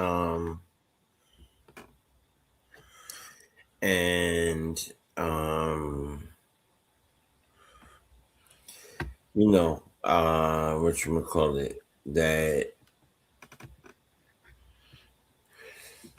you know, that they're gonna, I just don't think that no matter what we like to see or what we want to see. Yeah, and the thing is, they're gonna stick with their top five, right? They're starting five. Yeah, and their three guys that they trust fully. Like there's other guy. Yeah, like there's a such thing of having an embarrassment of riches, they call it, where like it's just as hard, like coaching a very talented team when you have realistically for a true championship level team to be successful, you want to have an 8 or 9 deep rotation that at any time any of them guys are on the court, your operation runs like a well-oiled machine no matter what, no matter who's on the court, right? Well, right, I agree. So that's not easy all the time to coach it when you just get handed that, because you have to figure out what combinations of all those guys work in certain scenarios. That's what I was saying. Exactly. Yeah. That's exactly it. Yeah. Exactly. So it's easy to coach a crappy team and just let everyone play and figure it out. You know, not that it's easy on the heart and the stress or whatever. You know, it's easier to coach a team that, you know, has a 1 or 2 megastars that kind of take control of the team and everyone else just hangs on to their coattails and enjoys the ride. But when you have a team like we have right now, it's like we do have 2 stars, and then the rest of these guys are good enough to take that next step to where they're on the edge of stardom, like the Bridges and OG, and you know. Yeah. And there's nights that every team in the league, I don't care what people say, whenever I see people talk about the Knicks and they bring up Josh Hart, they know Josh Hart needs to be accounted for, because he doesn't have this. Last year, you know who had him as our rebounding power forward. That was his role for way out of position. So this year, Mike Brown, I think, is using Josh Hart in such a good way. Like Smart. I agree. To me, Josh Hart's the kind of player you don't have a role, Josh. Your role is every night you have a different role. That's your role. Right. Your role is what we need tonight. Like we need someone to bring the ball up the court quicker this game. So Josh is that guy. We need to get some more boards tonight. Josh does that night. We need some 3-pointers. Josh is that guy that night. Yeah, we need a guy to jump up in the air, make a crazy pass, and fall. Yeah. That's Josh. Like, we need. I need you to exactly the Swiss Army knife. That's his name. I need you to back down someone at the half court line and do a jump pass and jump pass and stay in there somehow like an old Toyota commercial. Yeah, no doubt. I just think that's where players, because I've already said this. The only two players on the Knicks that are actually thrive in a real slowed down half court offense are Brunson and Kolek. Like everyone else on our team is built for like an instant decision when you touch the ball. Yeah. Like we almost have to like thrive in like we have to play with like a 12-second shot clock. Like you remember the old 14-second? I don't want it to be like the Mike D'Antoni system or anything, but they had that timer. It was like the Paul Westphal was the one that kind of started that offense. Yeah. It's just like the Loyola Marymount. You just run up and down the court and get buckets. I'm not saying the Knicks are all in with that, but I'm saying like I like the guys that make decisions right away. Like someone like Brunson, he can do that if everyone else does it. Kolek's better at the quick decision, making the pass and transition and fast break passes than Brunson is too. But they're both from that Big East half court, slow down. They can do that style. That was just more of, to me, they're the only two that do that. And I think Clarkson can do that too because he's got that one-on-one ISO style. He can take people off the dribble and, but even he's better at but like people like Josh, OG, McHale, if they have to do more than one or two dribbles before they shoot or pass it, it's usually a negative play. Yeah, I'm good without seeing OG dribble, period. So it's all right. Yeah. And like even Cat is at his best. Like you let him get the ball at the top of the key. He looks around. I can't pass to that cutter. I can't pass to that cutter. I can't pass to that 3-point guy out there. I'm driving to the lane. I'm taking the shot myself.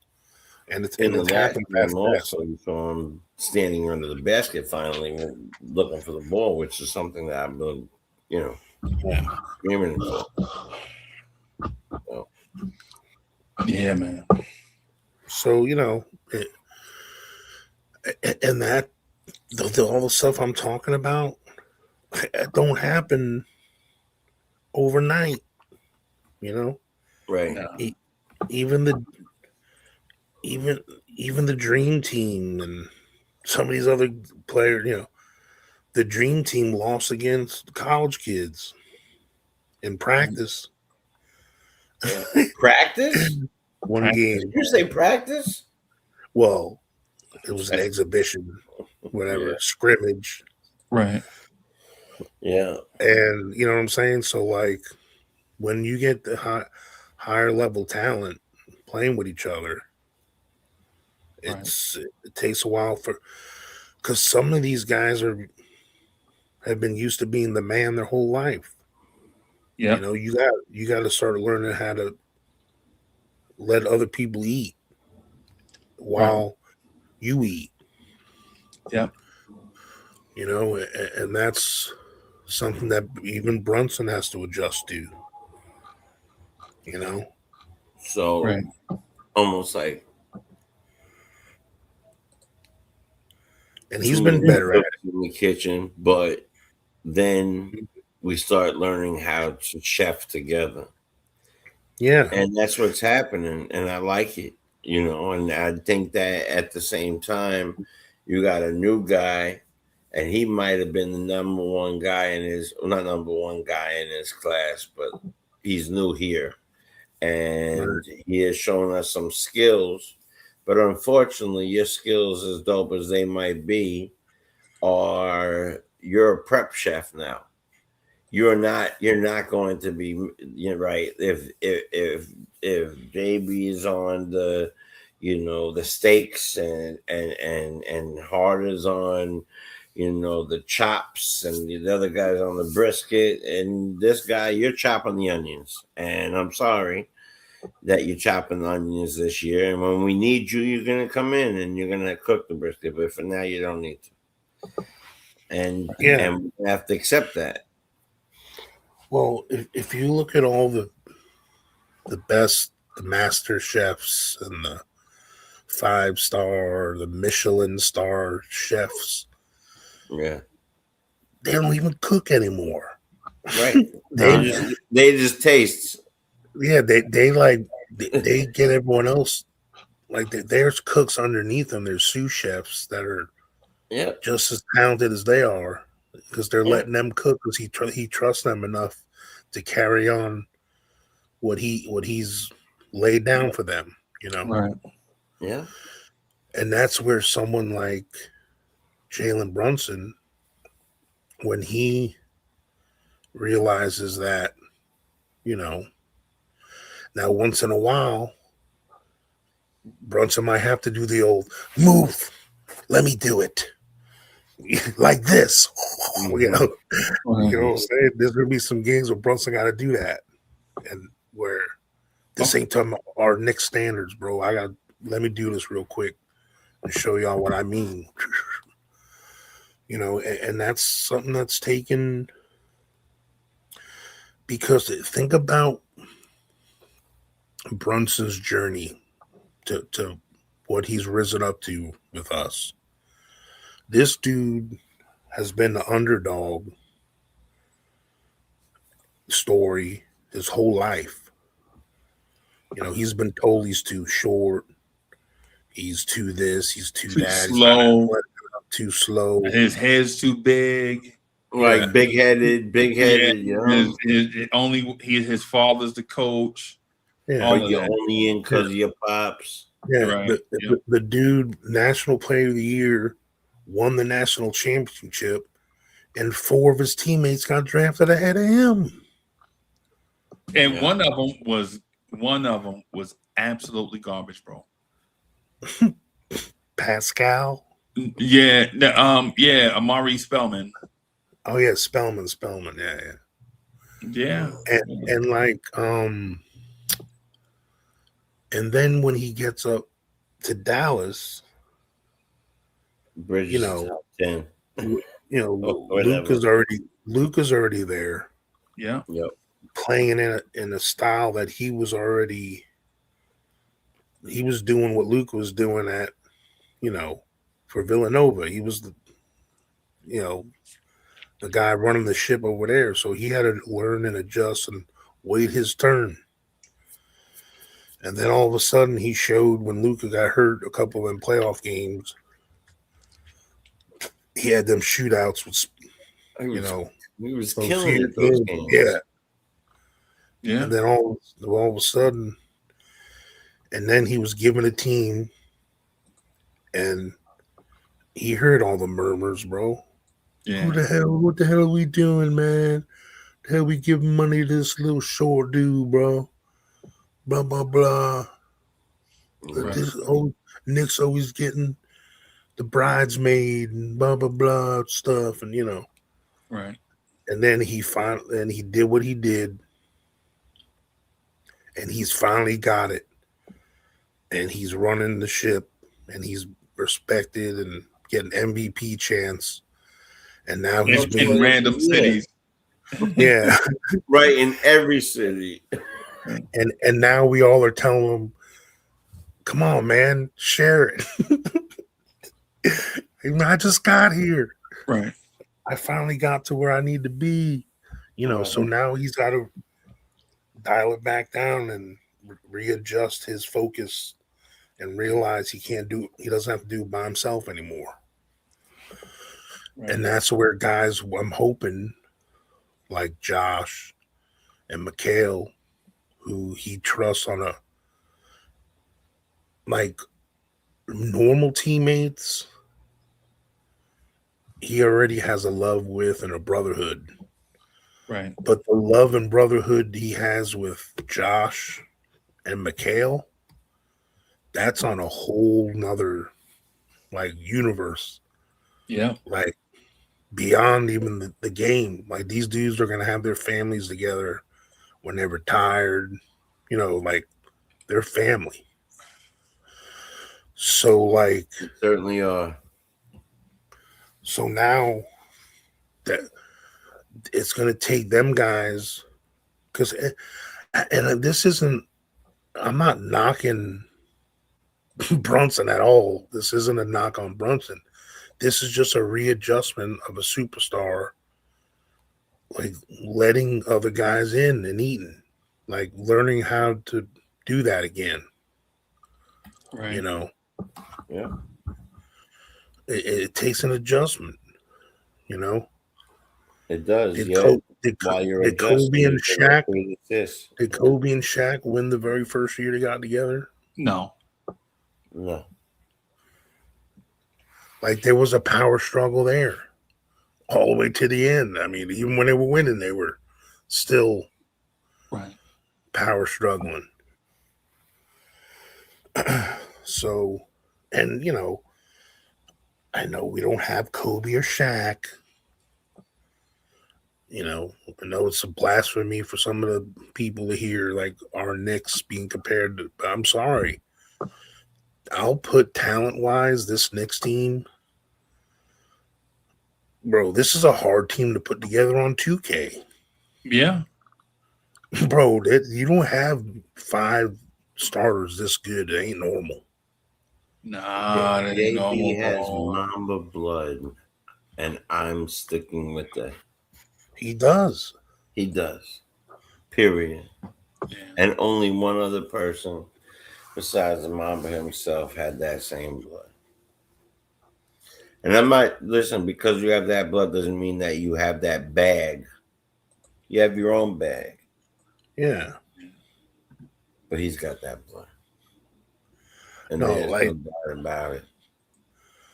I know Brunson has a darkness in him, bro. Not the bad kind. He's got that. He goes to a place it could work because his dad whooped his ass. I'm just gonna be real.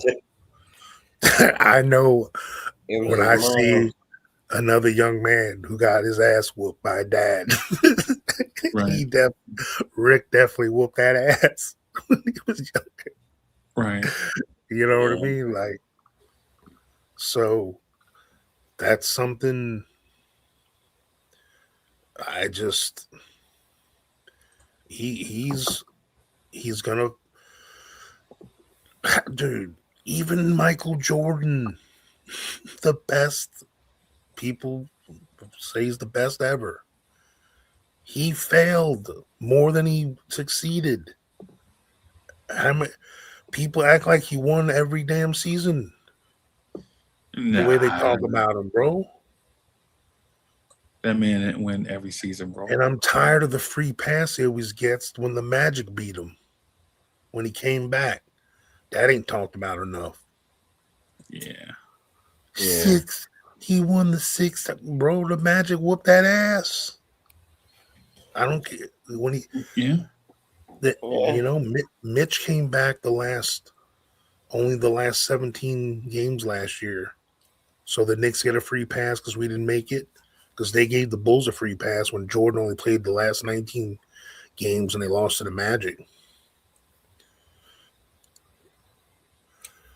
I mean, it's like it's the same mentality. Like an important player only played the last few minutes. You know, right. Under the last few games of a season, he forgot how to play. Nah. Come on. Nah. Especially when he ran it back the following season. Because that team, if y'all remember, it took the Knicks 7 games to beat without Jordan. Yeah. In the Eastern Conference Finals. That's correct. That's how good that team was without Jordan. Yeah. So when you're talking about like the teams, like our team, that's how good our 90s Knicks team was. That shows you how good Patrick Ewing really was. Because if Ewing had the teammates that Cat or Brunson have, Patrick Ewing would be talked about as one of the best players ever, bro. Because if Pat had any help, bro. Right. Starks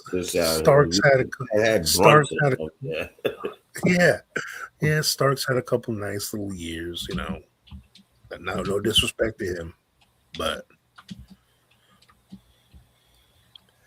it was Pat, a peppering of little Starks, and a bunch of goons.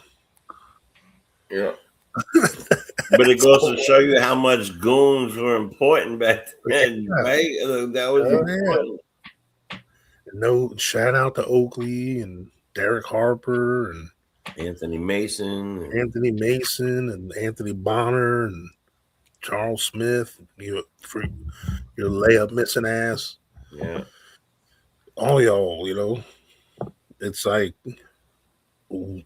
even those teams, and nostalgic as I am about them, this team is better than those teams, bro. By far, and I love those.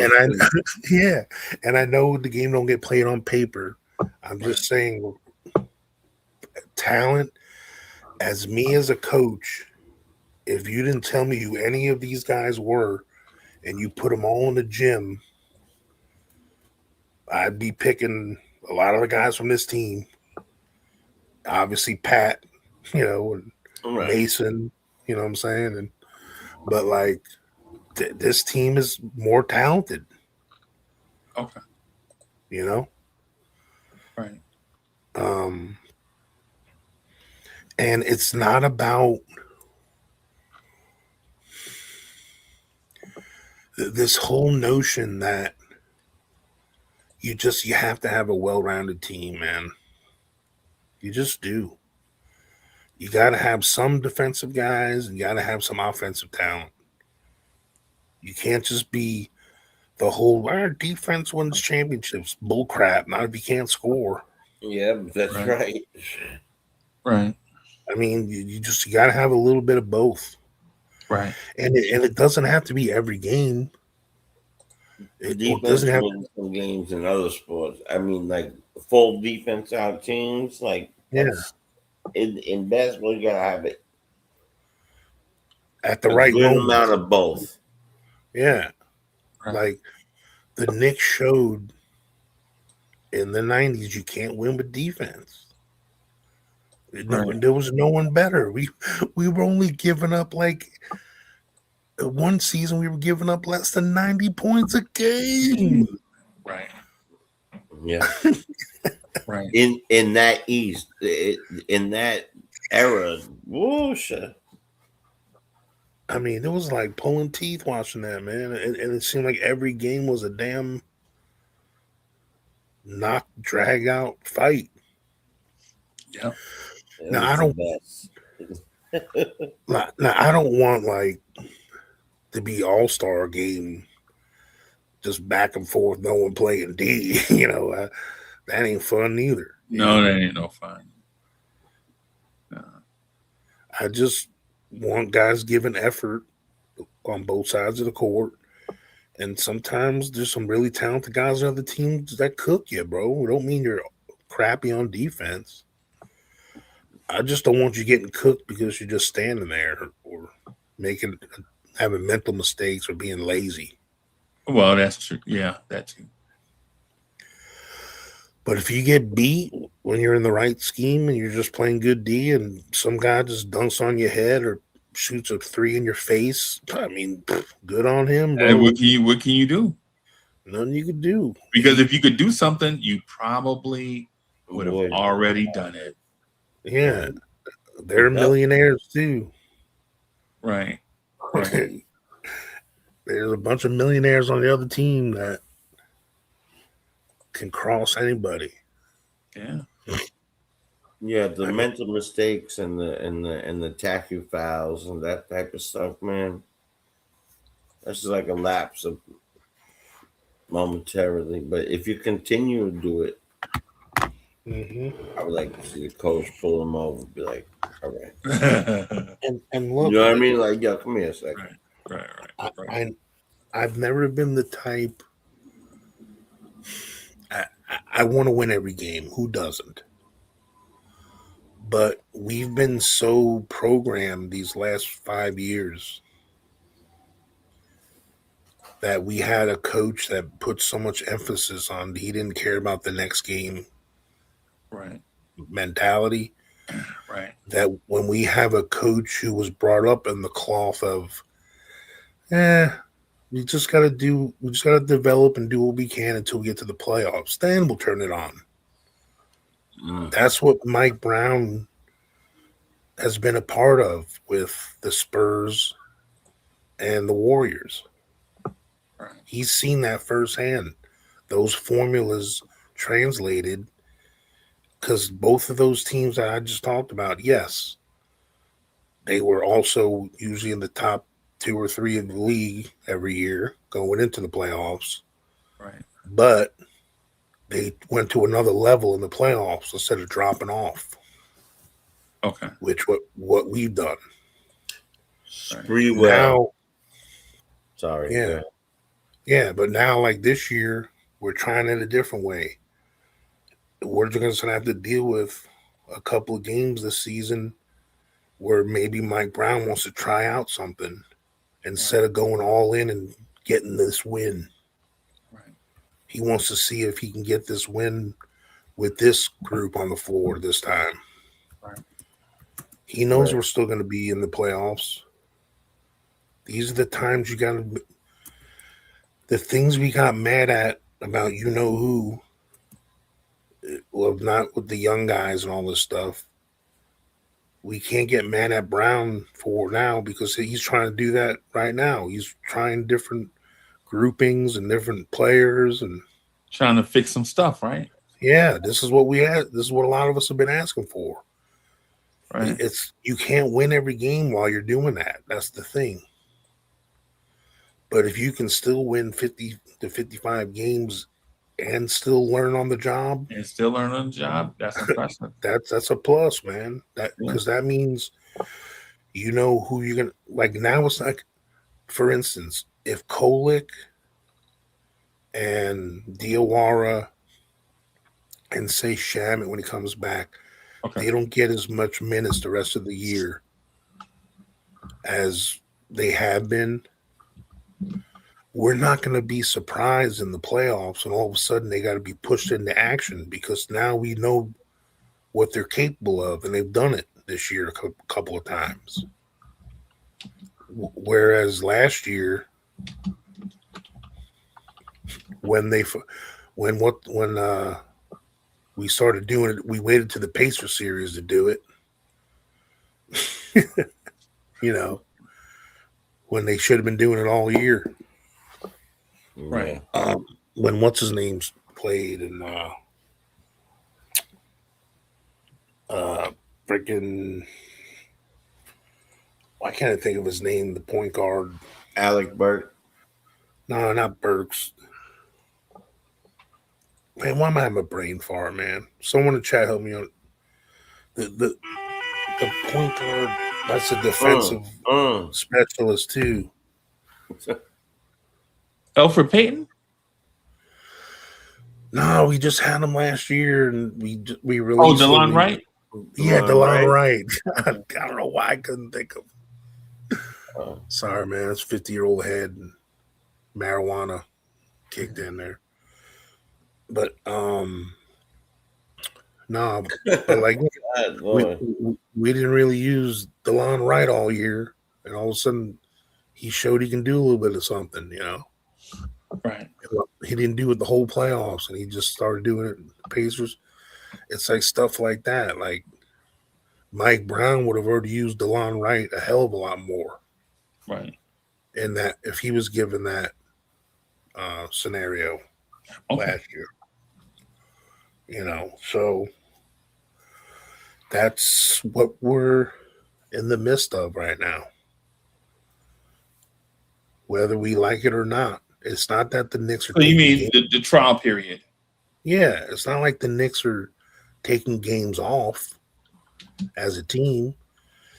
It's just that he feels they're good enough from 1 through 12 to try different rotations and mixes of players to see who's ready to play and who's not. Right. And if we lose a game or two in the midst of that, then so be it. Right. Now, Okay. if Yeah, I that mean, I translates, agree with that day. He totally went into that mode. And lately you could tell by the minutes who's playing and who's not playing. yeah, And you're gonna see it. I think you're gonna consistently see it for at least a few weeks now, at least up into the All-Star break, where they're going to stick with look, you take a man comes into the signed out. Well, how long before the season started he was signed? It's like before camp and all that was like a week or two, right? Before that. Before everything was jumping off. He didn't pick any of these guys. He had to see these guys play. He had to know what kind of schemes they run. He had to do all these things. mm-hmm.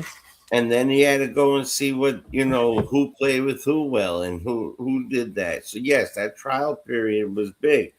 I think the only thing that that we could say he did was maybe he decided at one point, I'm gonna give all the others 10 minutes. Because that seemed to be around number 5, 7, 9. Mm-hmm. And now he sees that that's not what it is. Now he sees that it's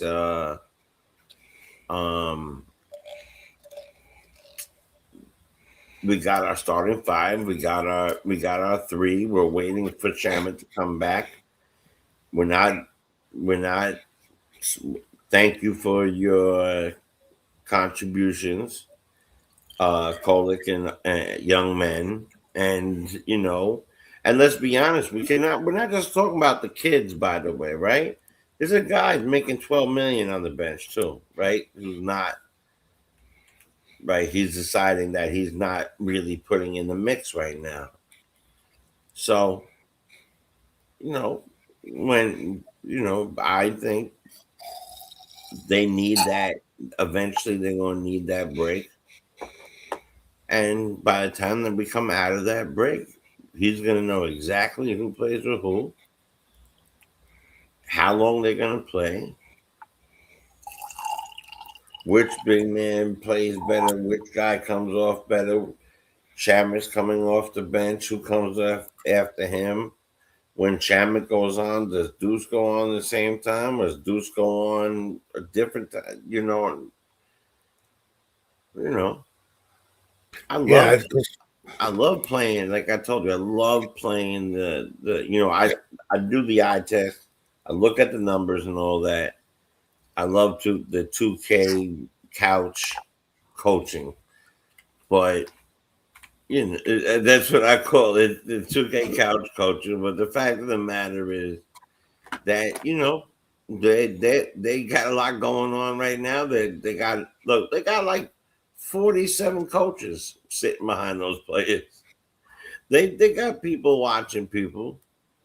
hey, I want you to watch the big man. I want you to watch this kid. I want you to watch this kid. I want you to watch this kid. I want you to watch. We're gonna be just fine. Isn't that right, East School Drew? So well, and then there's like you know, when Shamit does come back, at first it may seem like, oh man, he's why is he playing like, you know, he's giving him more minutes than maybe you should get. You know, I almost think like we're gonna see him maybe play some Shamit some extra minutes than he would normally play just to get him back acclimated again. I mean, I'm sure they'll ease him in and then he'll ramp him up a little bit, and then eventually they're gonna start going back down again to when he finds out who all works well together. You know what I mean? So like, and there's gonna be those ebbs and flows. Hold on. Oh, my bad. I was muted, man. I think it'll be subtle, bro. I don't think it'll be like herky jerk. Because I think the day he come back, I think the Garden gonna go bananas when Shamit get back, bro. You know what I'm saying? First, as soon as he stand at the table, bro, the Garden gonna be trembling, bro. You know what I'm saying? And then Shamit gonna be, bro. You ever had this thing called adrenaline, bro? Like y'all ever had like a rush? I was gonna say something after that too. Yep, the adrenaline. Yeah, like this dude might. Yo, you remember before he got hurt? Remember he dunked on Rudy Gobert? Anybody remember that? And he said something in French to him too while he went up. Yo, he just hit him with the exactly what he said, bro. Yo, word up. Yeah. I mean, I read lips, so. Yeah, man. Yeah, man. And think about this, Shamit, in all his years. How many times do you think Shamit showed up at the getting ready to call in, showed up at the table to come in and the whole place rocked for him? Right. How many places do you think that happened for Shamit? Shamit is niched he's niched a spot with our team. Right. And in our hearts. Yeah. And that's just what it is. Some people have to go somewhere to do that. Like I'm saying, I've seen this guy play for a long time. He is the quintessential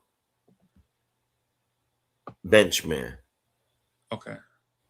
In my eyes, he's the quintessential benchman. Okay. Play some defense, give you some offense, right. Pop a 3 or 2, or 2 or 3. That right. Goes the age, just and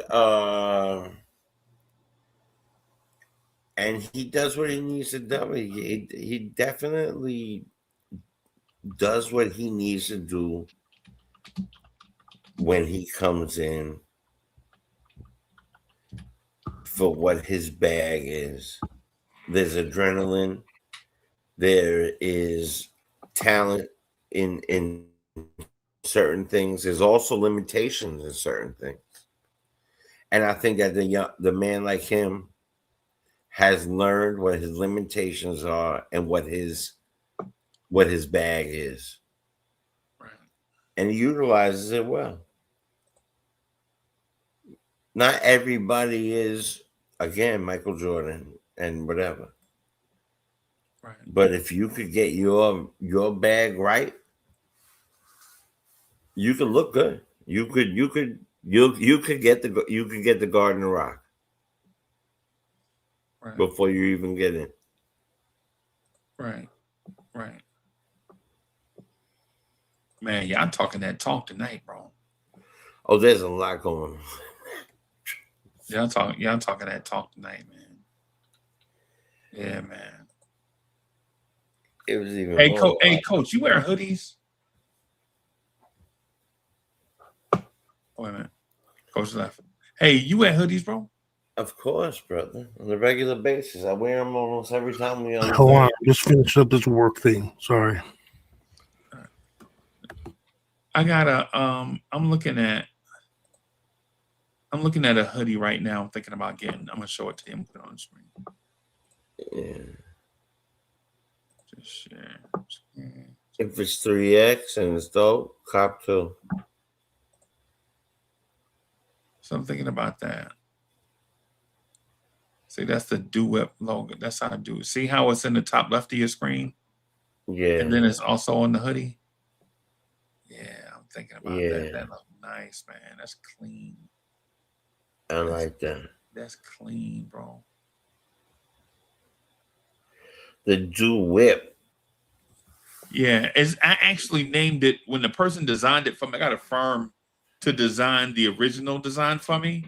Yeah. And they asked me what the name of it. And I was like, Drip. I wanted to, because remember we used to say Drip back in the day? Oh, yeah, back when this logo first came out, I was we used to say Drip all the time. And the dude was like, Drip. And I was like, yeah.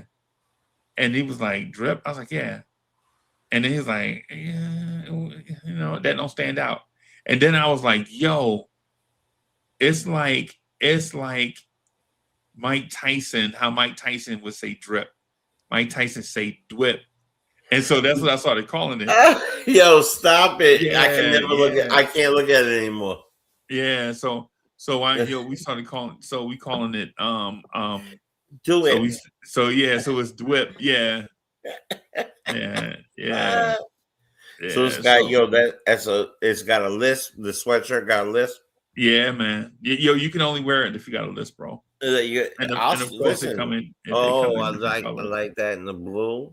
Yeah, that right there, that sky blue is fly. Yeah, man. Remember saying fly? Yeah, yeah. I like that too. Go back to the last one. Talking about this one? No, not this one. Talking about this one? Oh man, I love that one, man. Yeah, I like that, and the light blue too. But this one speaks to the outlining of the blue in the logo. Can I show you the one that I fell in love with while we was working on it? Yeah. This is the one I fell in love with. If it's one I think, I knew it.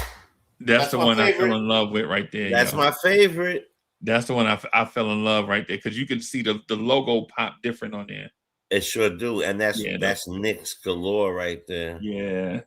And so we got that. We got the cap, the Lawrence Tears cap. Man, we working on a bunch of stuff, bro. Like when you be like legit, when you hear me like on the keyboard, bro, I'll be grinding, bro. Non-stop, bro. You know, I'd be hearing it too. Yeah, non-stop, bro. I'll be non-stop, man. But we got some. Oh, Coach didn't see it. Okay. Yeah, I saw it.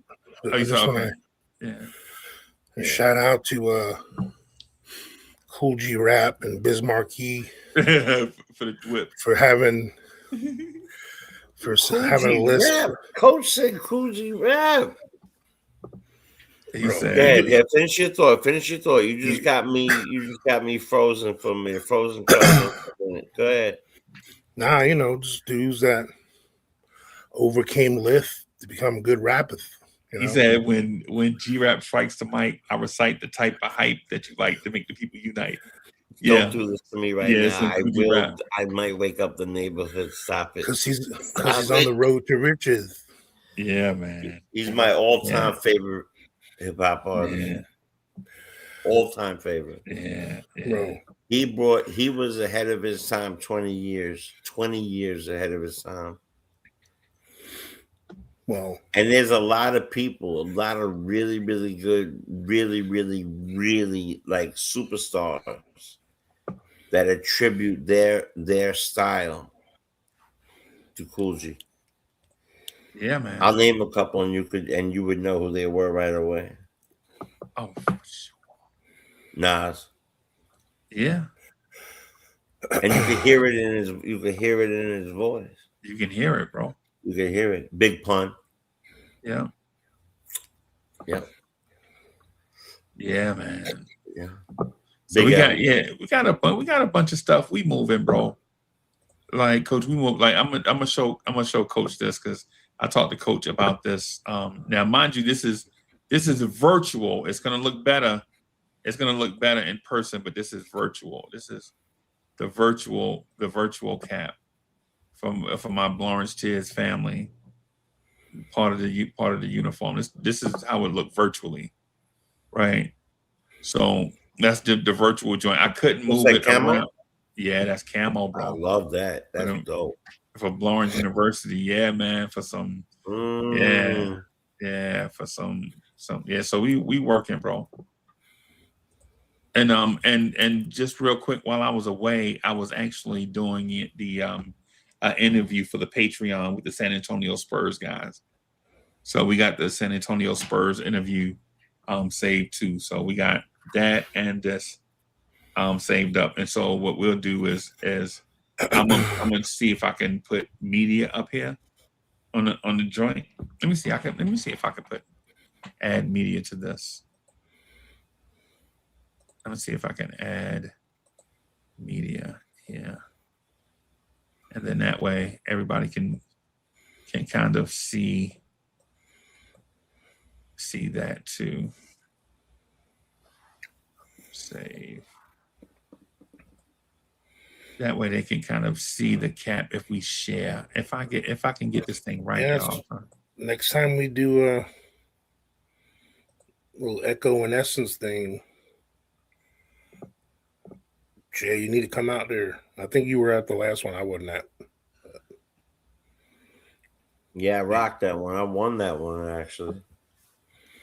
I know it's no winning or losing, but yeah, I almost. I'm saying if you, that's why you're still getting to know me. You wouldn't have been surprised if I brought up Cool G Rap. Carry my brother. I'm deep in my bag on all that stuff for sure. Yeah, man. Yeah, no doubt. I'm partial to the OG Long Island rappers. So that's what I came up with. Long Island dudes can't rap, bro.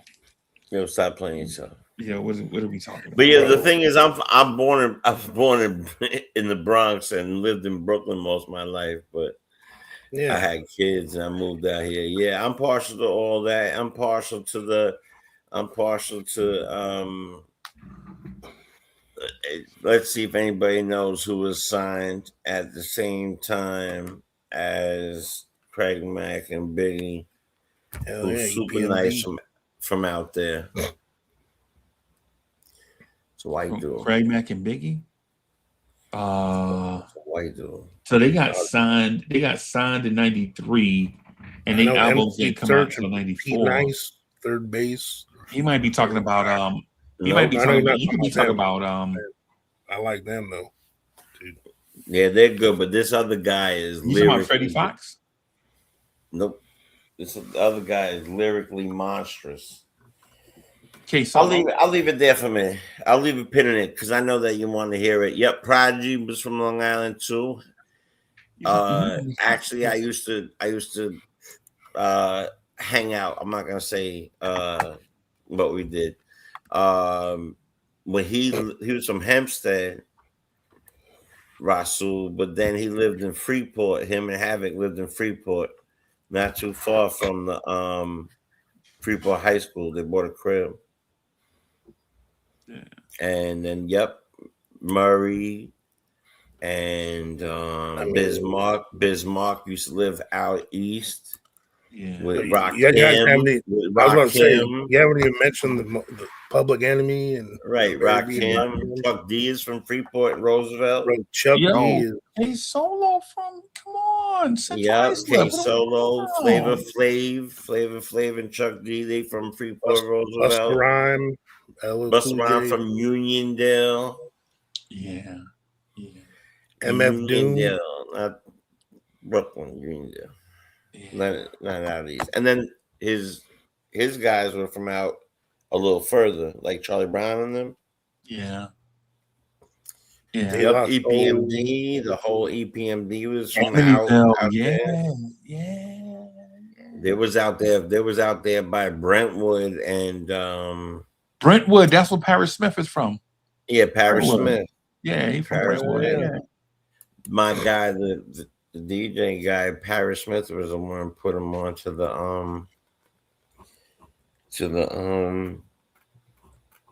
Rock the bells.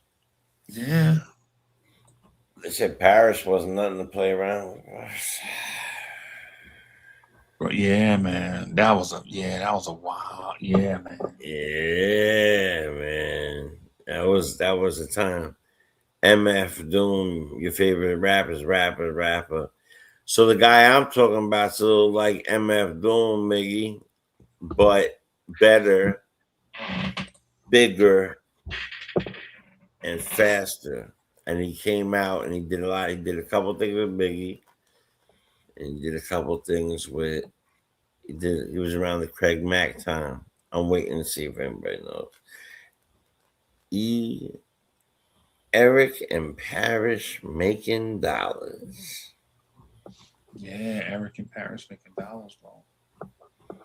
Yeah. That was legit, bro. Oh man, no doubt. I don't know. So do you? So I'm just gonna leave it out there for a minute though. But do you feel at this particular moment? Oh, wait a second. Hold on.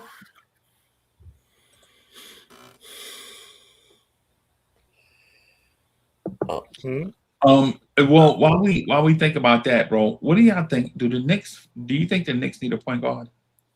I was just gonna ask a question about the Knicks, so that's good. Do we need a point guard? De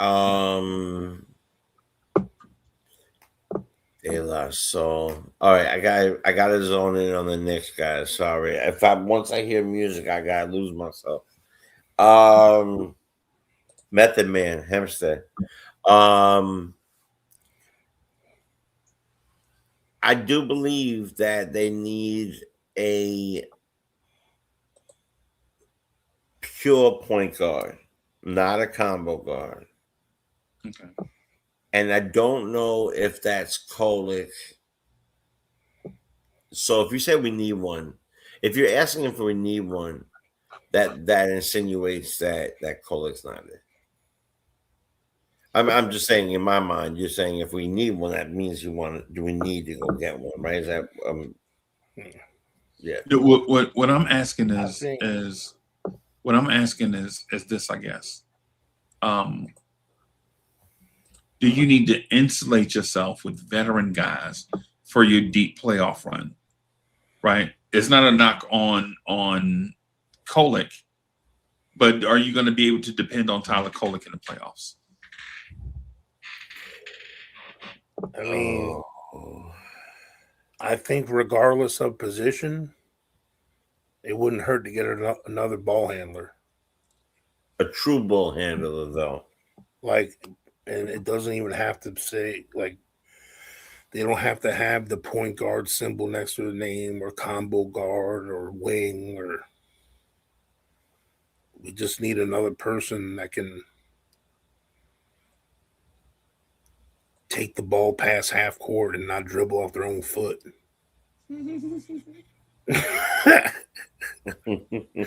So y'all definitely have to check out the new Patreon we just posted. Y'all gonna definitely have to check, because we had this conversation on Patreon about just this topic, and along with some other surprising tidbits, right? Like you'd be surprised how Spurs fans think about Victor Wembanyama, and how they are in love with him always being hurt. And they're in love with who? OG Anunoby. They feel like OG is the missing piece. Well, I'm not going to give it away. I'm not going to give it all away, right? Well, I live here in San Antonio, and they're more, I'll put it this way, the way we hang on to Mitch, who I'm sorry to say is 1/8 the player that Wemby is. People in San Antonio, they think that Wemby can be the next GOAT, But at the same time, they're tired of him always being injured, bro. I'm about to say, there's no way. They're already saying it. Yeah. No, I mean, I'm just saying he's talented enough and built to be if he never got hurt. Sure, no doubt. Yeah. But same thing with Mitch. He's talented enough to be your everyday center, 30 minutes. That's the difference between, no offense to New York fans, a fan base that's used to winning and knows what it takes to win. They're a very intelligent.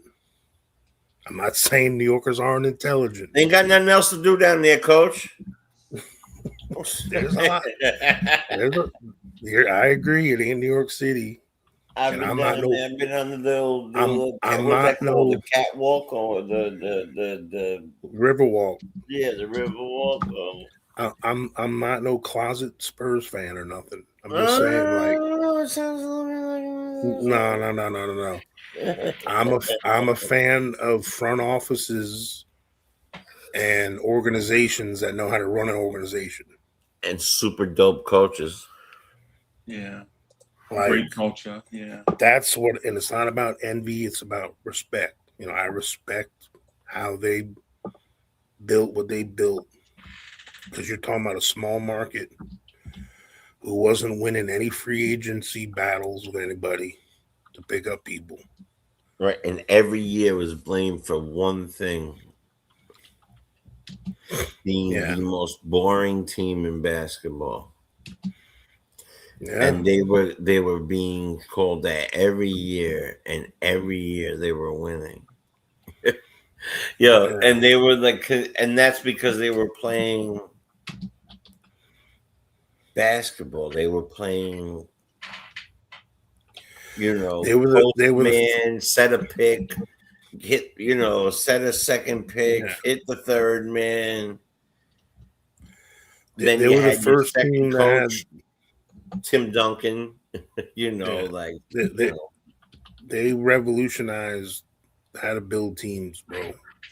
Because, and I'm talking about the mix of talent, like the kind of there were other teams that had a European player, one or two, but they were the first team to take on like 5 on a team and count on them for big things, And from everywhere. They weren't all just from France or all just from whatever. Yep. Yeah, because you're talking, Parker, Manu, and then they had like the Thiago Splitters and the Boris Diaw.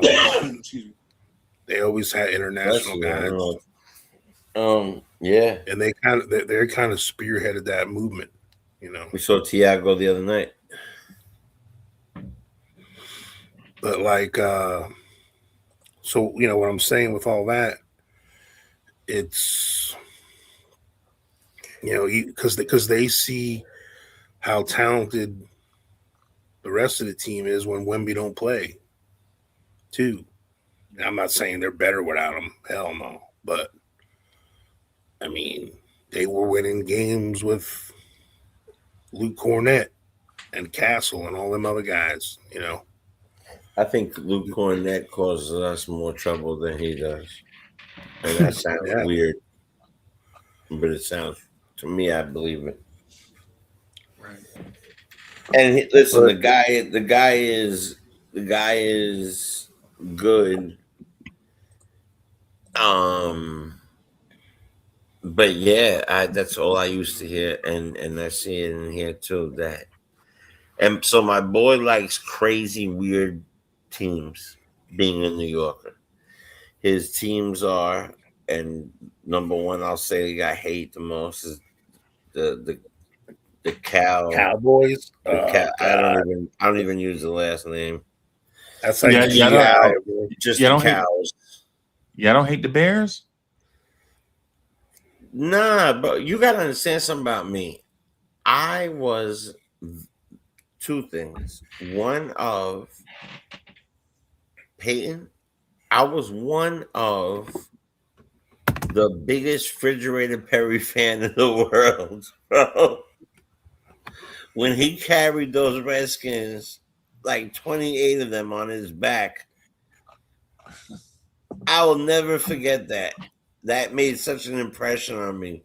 That's what I call him, Miggy. But I'm told that that's a misuse of vocabulary. But that's what I Right. call them. Yeah, you go back on it now, it's one of the corniest things I ever see. But when it came out, I thought it was so cool in the Super Bowl shuffle. Like the whole team was Yeah, the all rapping. shuffle and Like, all that. like that was the coolest thing in the world when you was a kid. They had them all like the Did whole. y'all know they recorded that? Did y'all know that they recorded that the day they lost to the Miami Dolphins? Yep. Yeah, that's crazy. Yo, what's his face was and Walter Payton wasn't there. Walter Payton wasn't in there. Who was they had to cut him in. They had to. They superimpose him with the technology, the 80s technology. Yeah. Right. And you remember in the thing he looked like a cardboard cutout. It looked like a cardboard cutout. It was like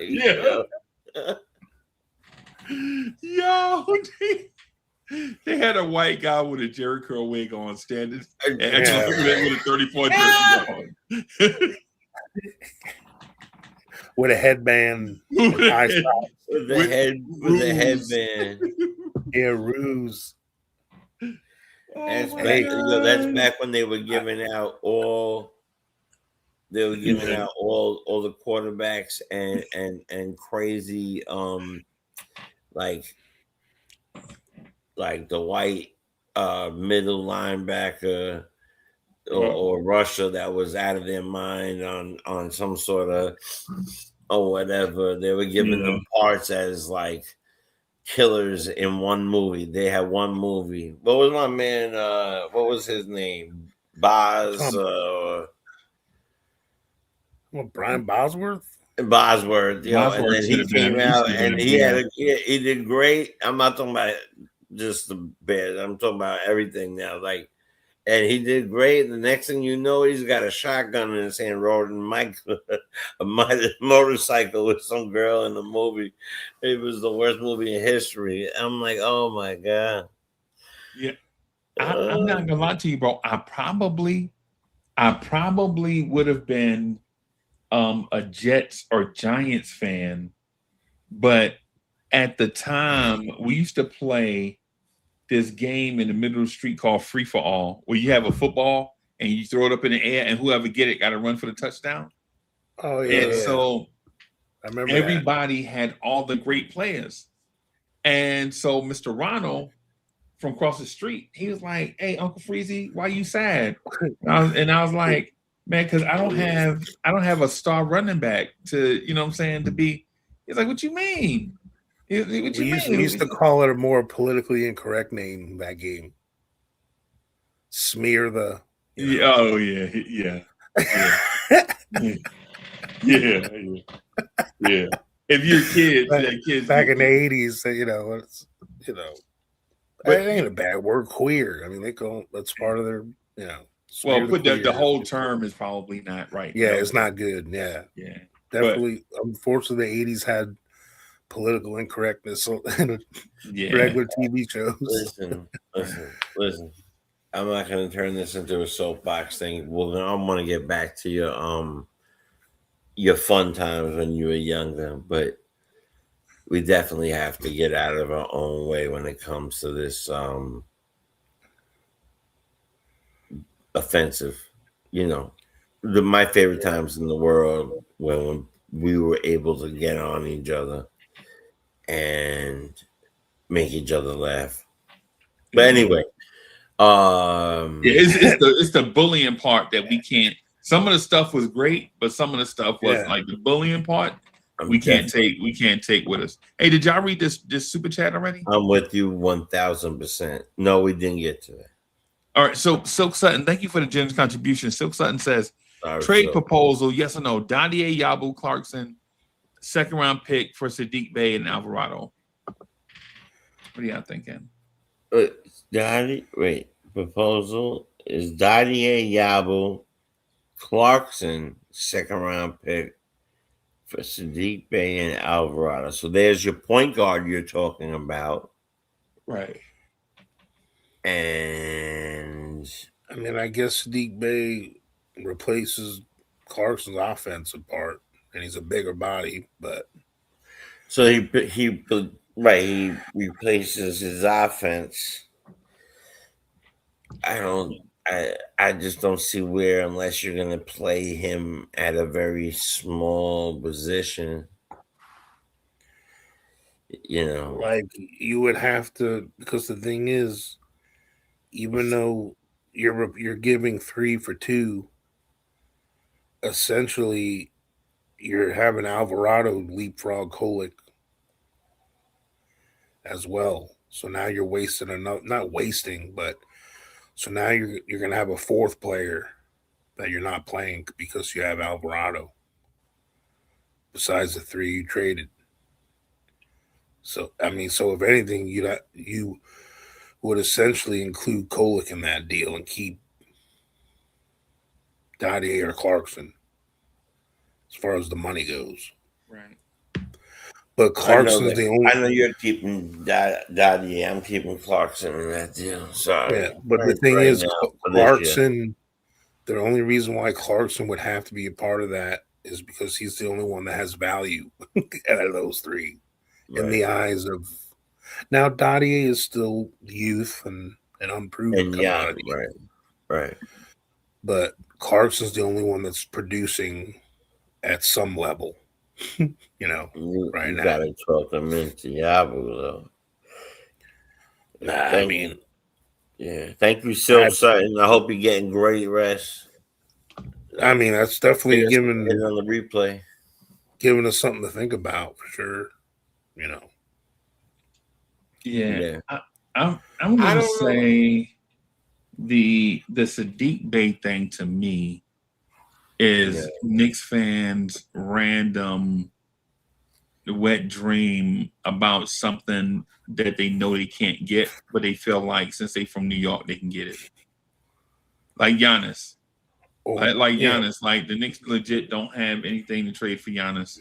But Knicks fans are like, hey man, maybe we can do Yabu and Dottie. Yeah. They think Sadiq Bey's like production he's having, points per game wise at Pelicans is just going to be inserted onto our team when it's not. Because he ain't going to be leaned on that much. He ain't going to be playing as much. Right. I also think that people think that he's taller than he is. That's what my thought. Well, now the positive is he would be a fourth wing. That's actually won't be bad to have. Because Shamet and Clarkson are not wings. No. In a perfect world. In a perfect world, you would want someone like Shamet and Clarkson to always be your 2 guard when you have a real wing in the game with them, bigger wing, because that'll make us a taller team, a bigger team. Like Shamet and Clarkson are big 2 guards, right? I wouldn't say huge, but they're decent sized 2 guards in this league. No doubt. But they're tiny when it comes to having to be wings in this league, And we've used them as we've used them in a lot of lineups where we've had Brunson and Deuce and one of them in at the same time, or Kolick or all 3 of them, Clarkson, Shaman, and Deuce all in. Like, that's small, bro. Yeah. Because that means one of them are going to have to defend Jaylen Brown. Yeah. Bro, if y'all telling me Sadiq Bey is going to guard Jaylen Brown, I'm going to start vetting people before they start having these basketball conversations, bro. Yeah. Like, there's no way Sadiq Bey is see, Deep Bay is not guarding a soul, bro. Look at me. You see all the players on that's on there? Put together, they're now guarding Jaylen Brown. Right, Well, yeah. bro, they not. And when I say that, like in a scenario, we're obviously going to be making sure OG or McHale's in the game when he's in the game, but there might be situations where they get switched on them or have to defend them for a little bit when one of them ain't in, and those are the things, and that's where some teams or some young guys are ready to like maybe take on the challenge because of the way they're built and their athleticism and size. They can maybe take on the assignment of defending someone like Jaylen Brown and give them a hard time because of their length and athleticism, and maybe not have to count on them for other things, like someone like Diawara or Dadier.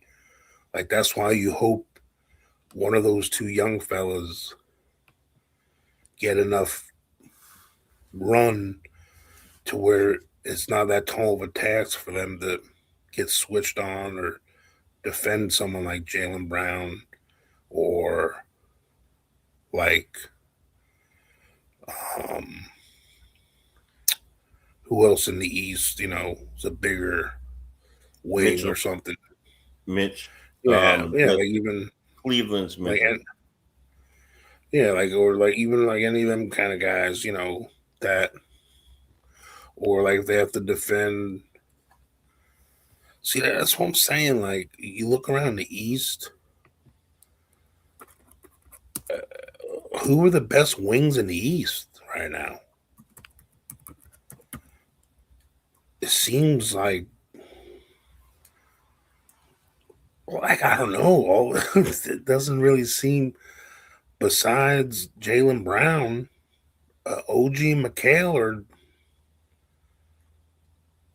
like the next best two wings. Who else is there? I'd have to take a real deep look at that to confirm that. Well, I mean, just go on we'll go down the line. Look at Detroit. Yeah. Hey, Coach, I'm not saying somebody in there, Coach, real quick. Huh? I'm with you. Like, I would love to rock with you on that. I do think that the kid in Atlanta is better. Jalen Johnson, is better than OG and Bridges. Yeah, I think Franz is probably maybe a little better. Me too. And they're both long power forwards.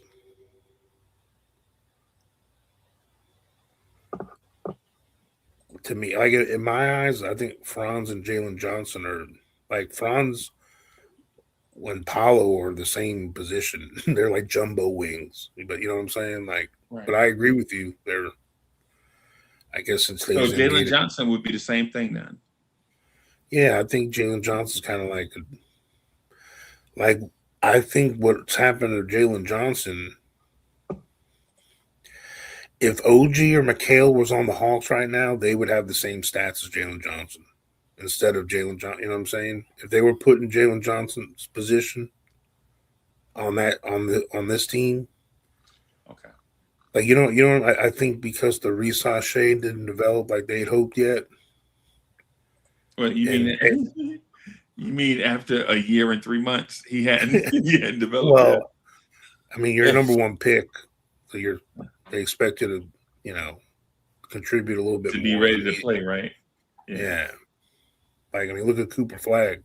Yeah. But no, even if Flagg started off slow too. I mean, it was, but he's locking it down. It's not a year and a half later, Yeah, but I like him. Yeah, after Jalen Johnson's having an all-star level year. Yeah, I'll give him that. I mean, bro, Jalen Johnson didn't start off fast either, though. Yeah, this is Jalen Johnson's 5th year. Yeah, but to Coach's point, Coach is right. But he's their number one option. Yeah, I think Coach is right, and and the approach, like what he's saying, I think Coach is right. I do, however, just wanted to add a couple of names to because I think he's right, but I don't think Coach is lapping the field at this point because I think there are some great wings in the Eastern Conference. You know what I'm saying? But I think he's right though, especially if Coach is saying tandems. If Coach is saying tandems, like, I think it's a runaway.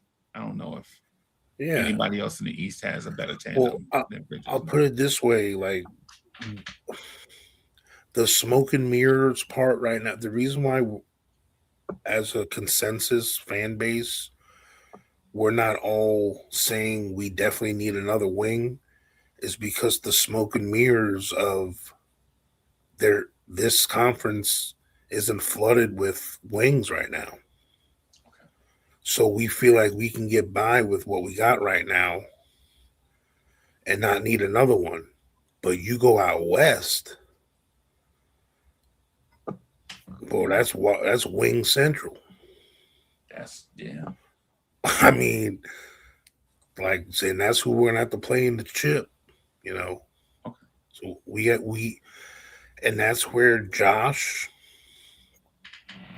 even though he's a power guard, he's a wing. Right. He's considered a smaller wing, you know. But we're starting three guys like that. Like as great as we've been, that's why I think we always wanted Josh to come off the bench and still have 30 minutes a game, 25 to 30 minutes a game, because we know he has to play, but we haven't had that. And this is no slight on Deuce or Mitch, but if we had that 6'5", 6'6" combo guard that was a good defender and a decent spot up shooter, like a 3-and-D 6'5" combo guard that could start. Okay. Like Josh would be the perfect rotation wing. You know what I'm saying? With McHale and OG. Okay. But now we have to start all three of them. And it's fine. We're successful like that. But I'm thinking about the bigger picture of the playoffs and when we're going to need extra guys against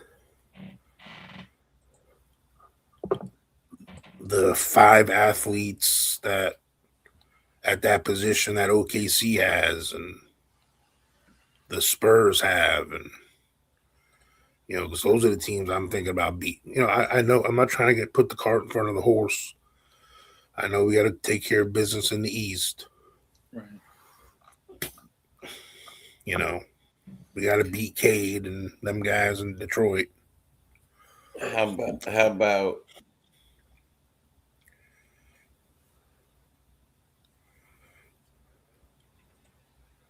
Powell and Wiggins?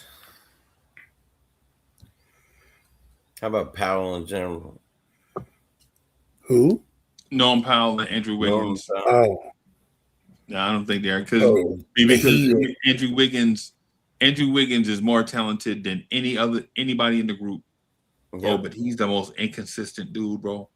Sometimes he plays basketball like he's the Manchurian Candidate, bro. Sometimes he plays basketball like he's the alien from Men in Black. Like the body is moving, but the mind ain't really. Yeah, and they wake me up with one of the guns from the movie. Right. Yeah, they both make some bank too. Yeah. I'm just saying, like, there's other wings and guard. You know, there's other good combos out there. That's why I'm saying, like, Norman Powell's been having year after year now. That's just you see. The thing is that this is what keeps us wanting to tinker, because I gotta tinker about it. Because McHale and OG aren't perfect, you know. Right. When they do things above and beyond in a lot of they check a lot of boxes. Right. But two of the huge boxes that you just assume guys like them would have is the ball handling and playmaking ability because of how athletic they are. I don't assume. Well, let me restate. I assume Bridges' handle should be better because he should be more of a combo guard, right? Seeing that the other wings on the bench are bigger, taller, and just as athletic as he is. Right? Like when you got two young 6'9" guys itching to get on the floor, you're like, you know. But here's the thing: down the stretch of a game defensively, they're crime stoppers, bro. Yeah, I don't want that part for sure. Bro, and they prove it. They've proved because I think Bridges and OG have only played together 1 year plus whatever points of this season, right? And down the stretch of bro, how many times have we just seen OG just poke the ball away from somebody and run out the clock? Yeah. Teams don't even get the last shot off, and it's so dangerous because you're like, OG, don't reach, and because because most referees are just itching to blow the whistle.